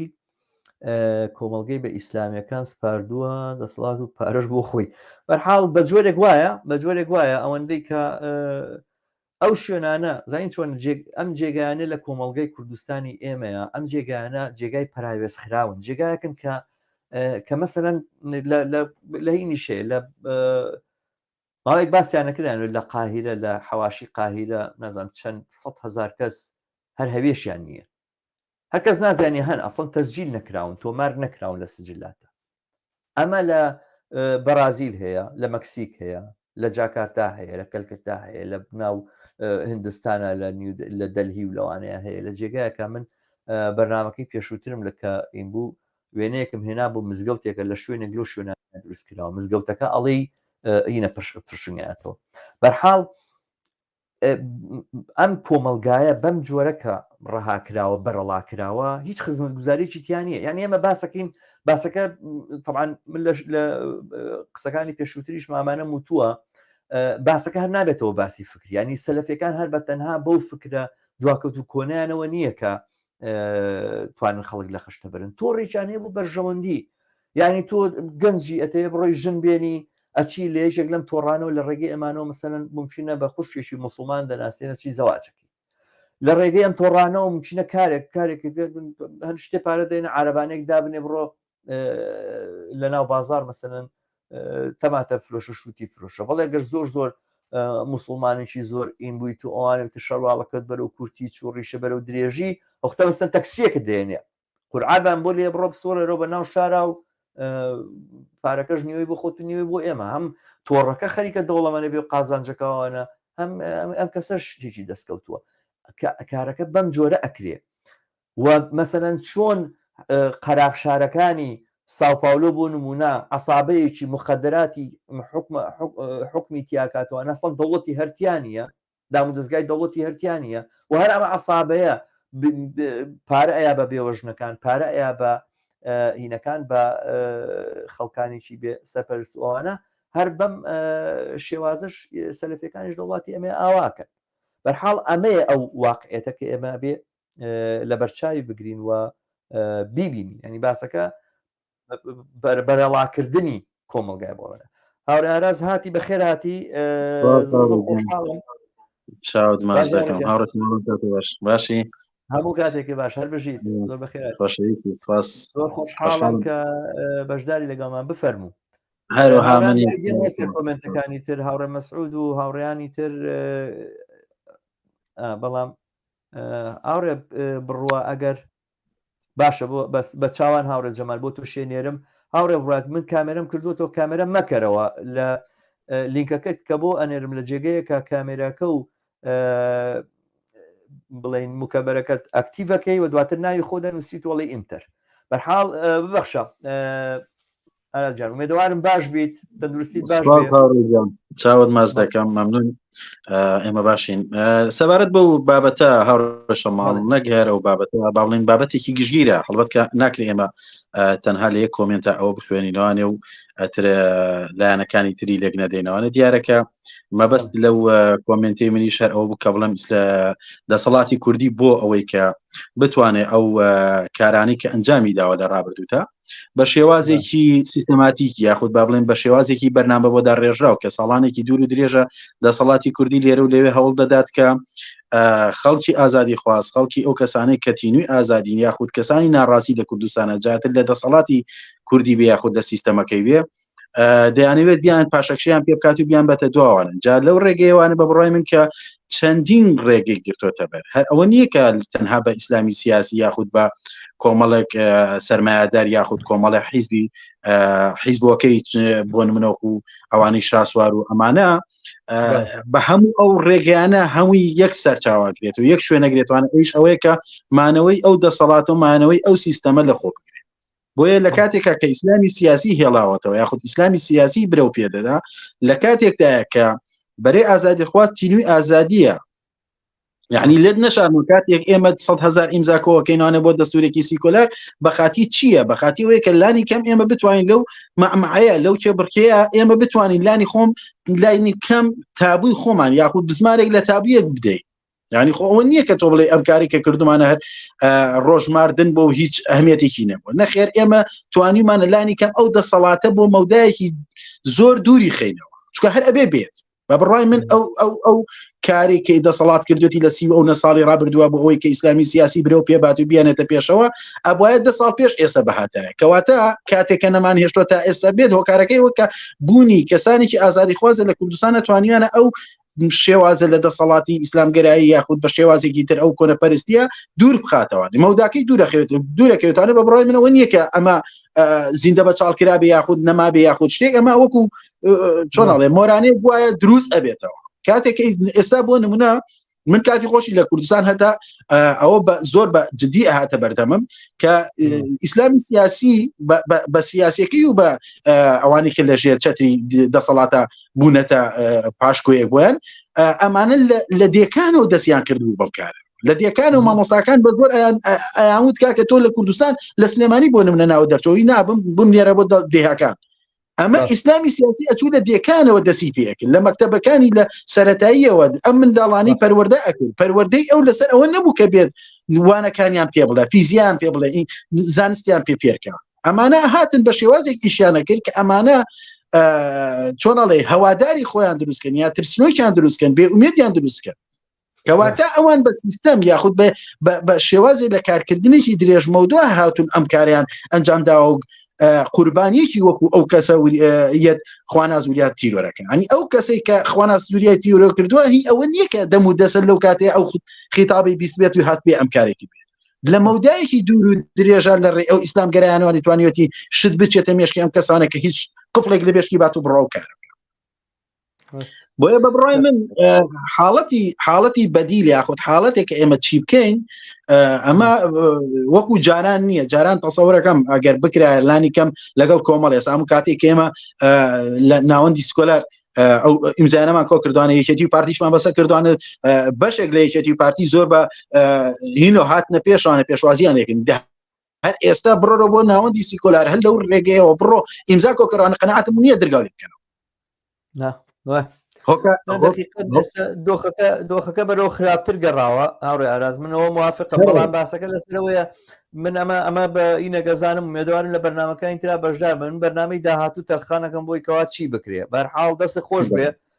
من باسەکەم لەسەر چی بوو لەسەر ئەوەی کە ئێمە ئینەزای چییە سکولاریزمەوەی کە نایەن لە سکولاریزمەوەوانە ناتوانێت لە کوردستانە بەشێک نەبێت لە جوڵانەوەیەکی گەورەتر بۆ مافەکان و بۆ ئازادیەکان و بۆ یەکسانی ناتوانێت بەشێک نەبێتەوە ینی سکولاریزم بەبێ کارکردن و خەباتکردن بۆ ئەو گەنجەی کە بێکارە کە بێئایندەیە بێئومێدە بۆ ئەو شوێنانە و ئەو جێگایانەی کە لە هەموو ناحێکەوە لە هەموو لایەنێکەوە فرامۆشکراون و هینکراون بەبێ ئەوە بەبێ دەمشکردنی ئەم دوانە بەیەکەوە زۆر سەختە تۆ بتوانی ئەم کۆمەلگای سکولاکی ئەزانی چۆنە خەڵک من جاری پێشوش لە بەرنامەی پێشوە ئینم کرد ئەو مەلا عەلیە هەبوو تۆ پێما بێت تۆ بوو بیری خستمەوتی ناوی مەلا عەلیە مەلا عەلی هات لەسەر تەلەڤیزیۆن لەگەڵ ڕەنسەنگاویە ینی بەرحاڵ ناخۆشەواڵێ بەڵام ئەمە ڕاقێگە میزی خۆی خواردەوە باشە ینی من ڕوون نایە لێرە بیڵێم تەمان ڕەنسەنگاوی هێنا سەر تەلەڤیزیۆن لەبەر عالەمەی ئەم کارێکی یەکەم تەلەڤیزیۆن و ئاخر تەلەڤیزیۆن لە دنیا شتیوای کردبێ بەڵام بەرحاڵ بەڕاستی زانی من لەو کاتەوە نییە لەو کاتەوە هەرچیە ڕەنسەنگاوی ئەڵێ بۆ من لەژێر پرسیارایە هەر چیەک ئەڵێت هەر چۆنێ خۆی دەرەخاتەوەوانە ئەم شخصیەتە و ئەم کەسایەتیەوە مینە بۆ من لەژێر پرسیارە چونکە زانی کارێکی کردەوە نییە کارێک بێ خۆش بێتەوە بەرحاڵ ئەم کەسە کە خەڵگە چێ بۆ لای ئەچێڵێ چم بۆ لای مەلا عەلی بۆ چاکبن ئەم کەسانەکە ئەچن بۆیە بەر لەوە لە هەموو دکتۆرێک لە هەموو زانستێک لە هەموو ئەوەی کە پێوتێ تەکنۆلۆژیا بێئومێد بوون ئەسڵ زای چۆنە بەشێکی ئاوایە من کەس و خۆم ئاوا خەمە جێگی خێزانێکی هەژار و نەدار باشە لە شوێنێکی وەکو چەند شەماڵە کە هیچ بە هیچ جۆرێک ناتوانم هیچ هینێ بکەم دەربازەیە بدۆزمەوە بۆیکەوە نەخۆشەکەم بەرم بۆ خەستەخانەی فاروق بۆ چارەسەری بۆ بدۆزمە بیبم بۆ ئێران مەسەلەن بەشێکی بن بۆ هندستان ئێستا چی بکەم لە حاڵەتی وایە باشترین شت کە ئەتوانێت من مرتاحکە لەو حاڵەتەیە بڵێم نەوەڵای بەم بۆ سەر شەخص ئەیبم ئینێکی سەوزەکە بێرەوە بەڵکم چابێتەوە بەرحاڵ شتێکم کرد ئەوە نییە ئینیمە بەستمەوەیە ئەمەی کە خەڵک لە وا خەریکە چارێکیشی سەدەی 21 ئەڕوا ئەمەی کە خەڵک چارێکێکی سەدەی 20 ڕۆیشتووە دوای برشەرێک ئەکەوێت دوای بنیادنێک ئەکەوێ ئەڵێ هەتاو بە دەوری ئەرزا ئەخولێتەوە و عرز تەختە وەکو سینی ئەگەر تۆزە بڕێ بە و لا ڕەنگە بکەیتە خوارەوە خەڵک بۆ شوێنی کەسی ئاوا ئەکەوێت یعنی لەم هەموو زانستە لەم هەموو علمەکە هاتووە ئەمە بەڕاستی فەزیحەیە ئەمە سکەنداڵە بۆ مۆدرنیزم ئەمە تەنها سکەنداڵ نییە بۆ ئیسلامیەکان و بۆ هیچ سکەنداڵە بۆ مۆدرنیزم ئەم مۆدرنیزمەی کە نەیتوانیوە بەڕاستی جوابێ و هینانەباتەوە بەرحاڵ ئەتوانین زۆرتریش لەسەرەمە بدوین لە بەرنامەکانی داهاتووە هاوڕێ بڕۆلەوە زیاتر بڕۆژان مەحتەل ناکەم زۆر بەخێر هاتی زۆر خۆشحاڵم بەشداری لەگەڵ ماجارێکی تر فەرموو سەرنجی ئێوە چییە؟ زۆر سپاس کاکشەمان سپاس بۆ میوانەکانیشت تەورەکانی زۆر گرنگن بەڕاستی زۆرم پێخۆشە کە جارێکی تر نەفەسێکی تر لە ڕخنەکردنی ئاین ڕادیکالانە بێتەوە ئارا بەڕاستی ئەمە بە بۆنەی حرەکاتی بەناو ریفۆرمیستیەوە هەمووی بێدەنگ بووە لە تەشەنەکردنی ئاین یا ئەوەی کە پێوترێ ئاینی من بەتەنیا ناڵێم ئیسلامی هەرچەنە ئیسلامی زیاتر باڵا دەستە بەشی سەرەکیە گەڕێنمەوە من بە بۆچوونی من تا ئێستا مرۆڤی کورد نەیتوانیوە پرسیارێک کات دەرباری ئەو شتەی کە مقدسە بۆچی مقدسە بۆ عادینی ئەم شتە بۆ پیرۆزە لە بەش ئەوی لەخواوە هاتووە یان نەخێر غازیەکی داگیرکەر لە دوورگەی عەرەبی و هێناوێتی بۆ تۆ و لە قۆناغێکا بە زەبری هێز بەسەر تۆ سەپاندووە و ئێستاش تۆ کەوتوتە بینی بەرداشی عینەن جانان ڕۆم و عەجەمەوە با بڵین لە بینی تورک و فارسایت عێراق بۆ بە عێراقێکی تەواو ئیسلامی بە هەموو باڵاکانیەوە لە ئێستاە بە بۆچوونی من زۆر گرنگە کە جارێکی تر بەڕاستی تعریفی ئاینی ئیسلام کەینەوە ئاینی ئیسلام چییە بۆ چوونەکانی بۆ گەردوون بۆ مرۆڤ بۆ دنیا بۆ سروش بۆ ئادەمیزاد چییە من بە نمونە بۆ مێنیتەوە لا ئەزار عالەمی عەرەبی ینی ئەمە کە ڕخنە لە ئاینی ئیسلام بگرین ناتوانین ڕخنە لە عالەمی عەرەبی نەگرین چکە تێکستەکە تێکستێکی عەرەبیە لە ژینگەیەکی عەرەبیەوە هاتووە و دیسپۆتیستێکی عەرەبی بەسەر ئێمەیان سەپانووە بەداخەوە کورد زۆر دڵی خۆشە بە سەلاحەدینی ئەیوبی نازانم دڵخۆشەکەی لە چیە سەلاحەدینی ئەیوبی هیچ شتێکی بۆ کورد نەکرەوە بەقەدەوەی ئەویش ئەمیرێکی تۆتالیتێری ئیسلامی بۆ مەبەستی قاتلێکی تاوانکار بۆت وا بڕوا با لە دەستمان دەرنەچێ زای چۆی سەلاحەدینی ئەیوبی کردوێتی نییە ئیبداع لە هینە ئیبداع لە جینۆسایدا زانی کە چوو میسری داگی کرد فاتمیەکانی لێبوون و ئەوانە ژن و پیاوی لە یەک جیاکردنەوتی نابێت سێکسکەن نابێ مناڵ دروستکەن ئەزانی ینی خۆ لەسەر دەستی سەلاحەدین بوو کە میسر بوو بەهین بووە بە سونە میسر شیعە بوو میسر فاتمیەکان حکمیان تیا کردومانە کە چوە کاری کردووە ئەسڵەن قاتلێک و تاوانکارێک و پیاوکوژێکی تر لە هەر تاریخی ئێمە خۆ تاریخی هەموو نەتەوەکانی جوان بەڵام مهمەوەی ئێستا هەمراگە پەیکەرێکیشی بۆ دروستکە ناڵێنەوە مبارەک بۆ بڕۆین بە قسەکانی جۆلێ بگرین و چی و تۆ ئەوە بکەین و پاوانێکی تری ئاوان بۆ دروست بێڵێنەوەی تاریخی ئێمە و مێژووی ئێمە و پڕە لە شەڕ و پڕە لە کوشتار و ئەوانە وەڵام ئێمە ئیتر سەلاحەدین ئەیوبیمان کردو بینە بەڵێ ببوورە بەڵێ زۆر ڕاستە من ئەوم بەلاوە گرنگە گاک شەماڵ ئێمە کە جارێکی تر قسە لەسەر ئیسلام بکەین بەڕاستی زۆر گرنگە جارێکی تر پێناسەی ئەم دوو شتە بکەینەوە ئەوەی کە مقدسە ئەوەی کە دنیاییە هەموو تێکستێک مادام مرۆڤ نووسیوێتیەوە تێکستێکە لە تاریخە و بە زەبری تاریخ دروست بووە جارێ هەر خودی تێکستی قورئانی تێکستێکە جیدالی زۆری لەسرە بە درێژایی مێژوو تەنقید نەکراوە هەریەکە و بەنەوەی جێڕاوێتەوە تاریخێکی مزەیەفە بە مانای وشە تاریخێکە زادەی غەزوەکانی ئیسلامە نەوەک زادەی معریفە بێت بەڵام مشکلەکە لەوایە ئەم تێکستە خۆی بە ئەلتەرناتیڤی هەموو زانستە زانێ خۆی بە ئەلتەرناتیڤی هەموو فەلەگناسیە زانێ بۆ نمونە لە سەدەکانی ناوەڕاستە یەکێک لە ڕێخنەگرەکان کە خەڵکی سووریایە بە ئەسڵ ڕێخنەیەکیەوە لە ئاینەکانە گرێت بەڵێ ئێوە یەکەم شت بەوە دەست پێگەن کە قسەی خەلیقەوا دروست بووە کە خوا لە یەکەم ڕۆژە خۆر و مانگ و ئەستێرەکان دروست دەکات لە کاتێکا بۆ ئەوەی ڕۆژ زەمان هەبێت پێویستە موسبەقەن خۆر و زەوی هەبن بۆی بە دەوریەکە بسوڕێنەوە کەواتە لە ئەساس و ئارگومنتەکەتان باتڵە تا ئێستا عالمی ئیسلامی نەیتوانیەوە جوابی ئەم فەیلە سوفە باتەوە بەڕاستی وە کەسیش ناوێرە ڕەخنە بکات من ئەمە یەکشت لێرە بوروژێنم یا هەڵبەتە بۆ تەوەرەکانی تر ناسیۆنالیزمی کورد بەداخەوە کە من بە ناسیۆنالیستی شان نازانم بە بۆنەی جەنجێکی درێژخایەنی تااقەت پڕوچێنی خۆیانەوە ئێمەیان مەشغول کرد بە خۆیانەوە وایان لێ کردین کە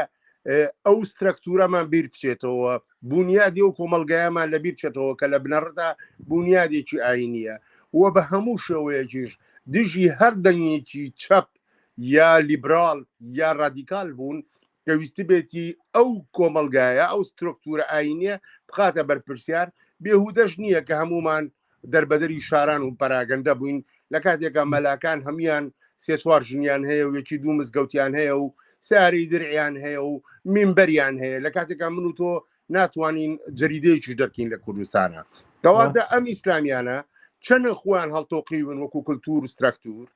دەسەڵاتی سیاسیش بەکاریان هێنێت وەکو فەزاعەیەک وەکو داهۆڵێک بۆ ترسانی کەسانی وەکو ئێمە یاخود با بڵین بۆ مەشغوڵکردنی کەسانی وەکو ئێمە کاک شەماڵ من ڕام وایە ئێمە تووشی نەزیفێکی تاریخی گەورە بووین بەوەی کە مناقەشە لەگەڵ بەرداکەین یعنی تۆ بڕۆ قسە لەگەڵ عەبدولەتیفا بکە وەکوای قسە بۆ دیوار بکەیت چکە باوەڕی بە ئارگومنت نییە باوەڕی بە ئەخاوتن نییە باوەڕی بە نقاش نییە ئەم جۆرە هێزانە ئەم جۆرە دۆگماتیکیانە بە بۆچوونی من هەر بێ بە هێز لا ببرێن بەداخەوە من هاتوانم هەرەوەنە بڵێم ناسیۆنالیزمی کوردی یەکێتی و پارتی بە تایبەتی بەرپرسی سەرەکین لە تەشەنەکردنی ئەمانە ئەمە جگە لەولاوە پترۆ دۆلار و پارەی سعودیە و ئەمانەش بۆ خۆیان تەسیری خۆیان هەیە هەستەکەم لەوە زیاتر نەڵێم بۆی کات بم بە خەڵکی تریش سپاس دەستی خۆش بێ بڕوانیان زۆر سپاس دەکەم ئەزانین چۆنە من بە یەکشت بڵێم لەسەرەوەی عەبدولەتیف سەلەفی ئێمە خۆلێرە نامانێت قەناعەت بە عەبدولەتیف سەلەفی بکەینەوە ئەزانین چۆن ئەم کەسە بەشێکە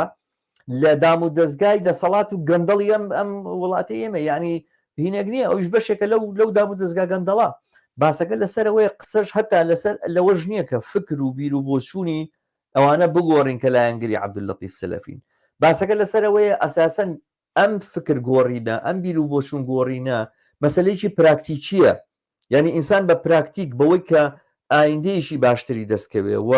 بیر و بۆچوونێکی باشتر ببینێت و ئەوانە ڕووناچێک ببینێ لە کۆتایی تونێلەکەیە کە هەر مەرگ نییە هەر قەبر نییە هەر گۆڕ نییە نا دنیایەکی باشتر ئیمکانی هەیە ئەکرێ ببێ ڕۆژێک لە ڕۆژان لەم خەباتەیە کە ئیکا بۆ ئەم ژیانە بۆ ئەم گوزارانە سەرکەوتنێک بەدەست بێنێ ئەدای ئەمە ئەو پرۆسیسەیە کە ئەبێ دەست پێ بکرێ بۆی کەوا خەڵک لە عەبدولەتیف سەلەفی بتەکشێتەوە و ئەو وەکو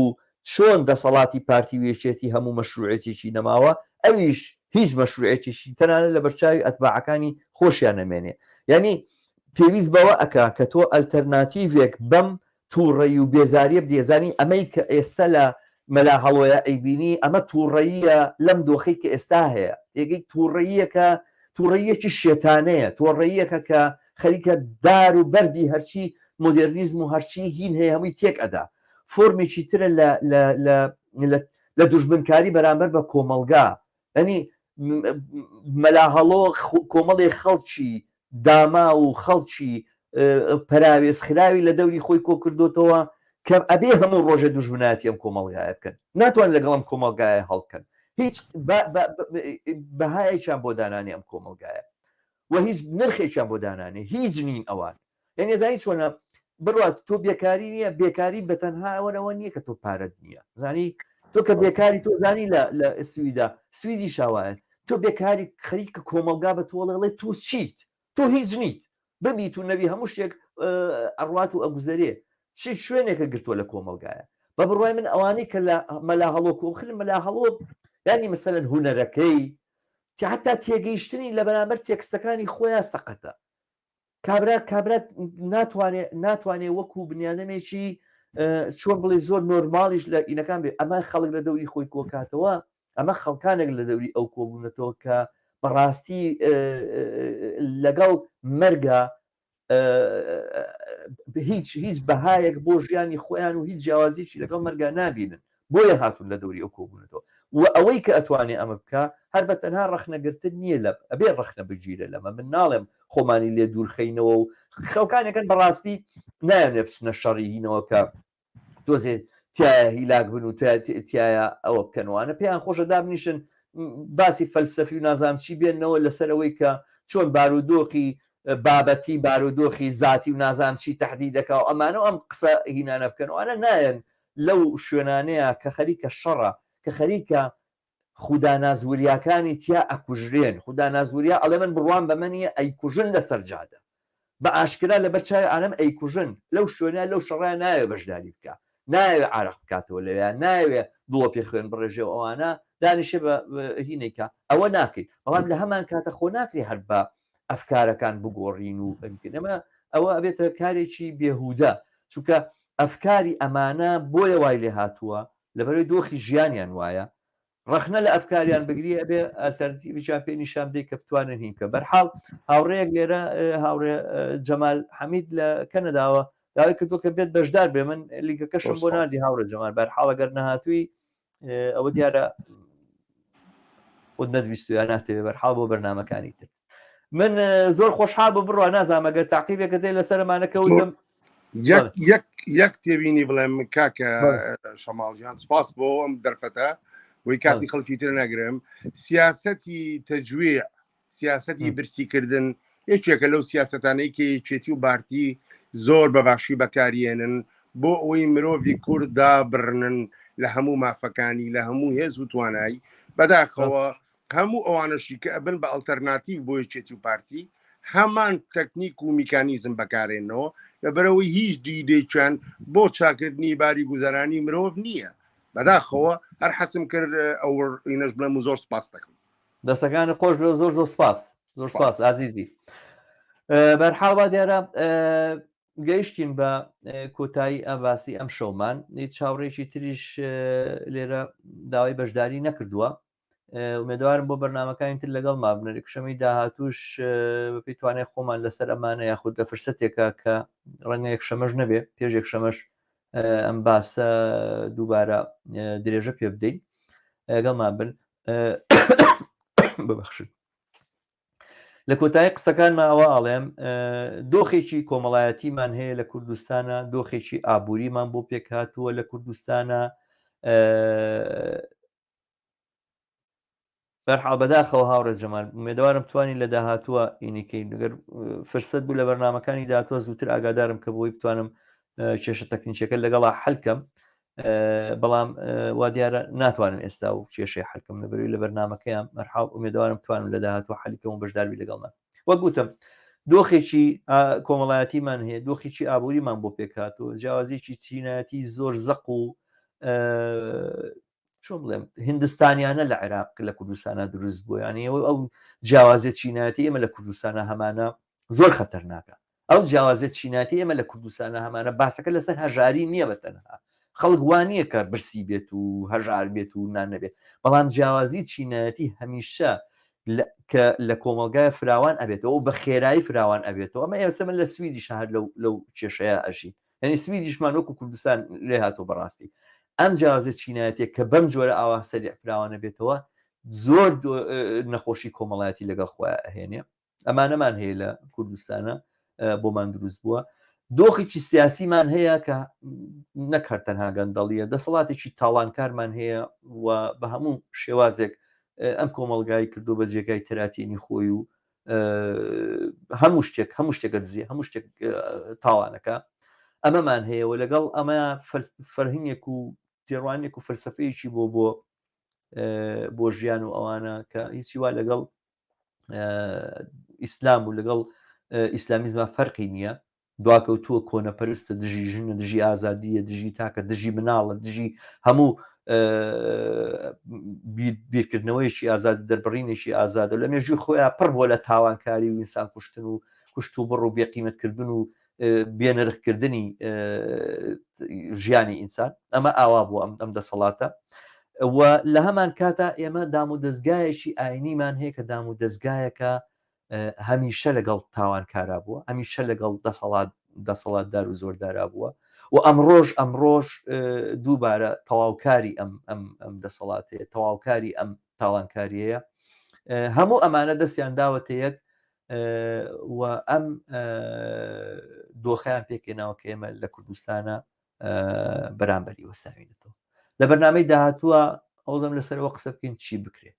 ومێدەوارم هاوڕانێک کە ئەم پرسیان بۆ گرنگە و باسییان بەلاوە گرنگە بەشدار بن لەگەڵمانە و پێکەوە بیر بکەینەوە. مەرج نییە وەڵام بۆ پرسیارەکان دۆزینەوە، وەڵام ئەگەر پرسیارەکانمان فۆرمۆڵەترکەین، ئامادەتریان کەین بۆ وەڵامدانەوە، مانایە سەرکەوتنێکمان بەدەستێنەوە. دەستان خۆش بێ کە تا ئێستا لەگەڵ مابوون هەموو بینەران ئازیزان،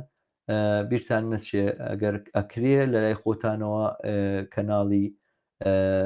یوتیوبی هیوا سەبسکرایب بکەن، بە دۆست و ئاشنایانتانی بناسیێنن، هەر جۆرێکیش بۆتانەکرێن بەرنامانە لەلایەن خۆتانەوە لە فراوانترین بوارە فراوانترین ڕووبەرە بڵاو بکەنەوە. هەر بژین،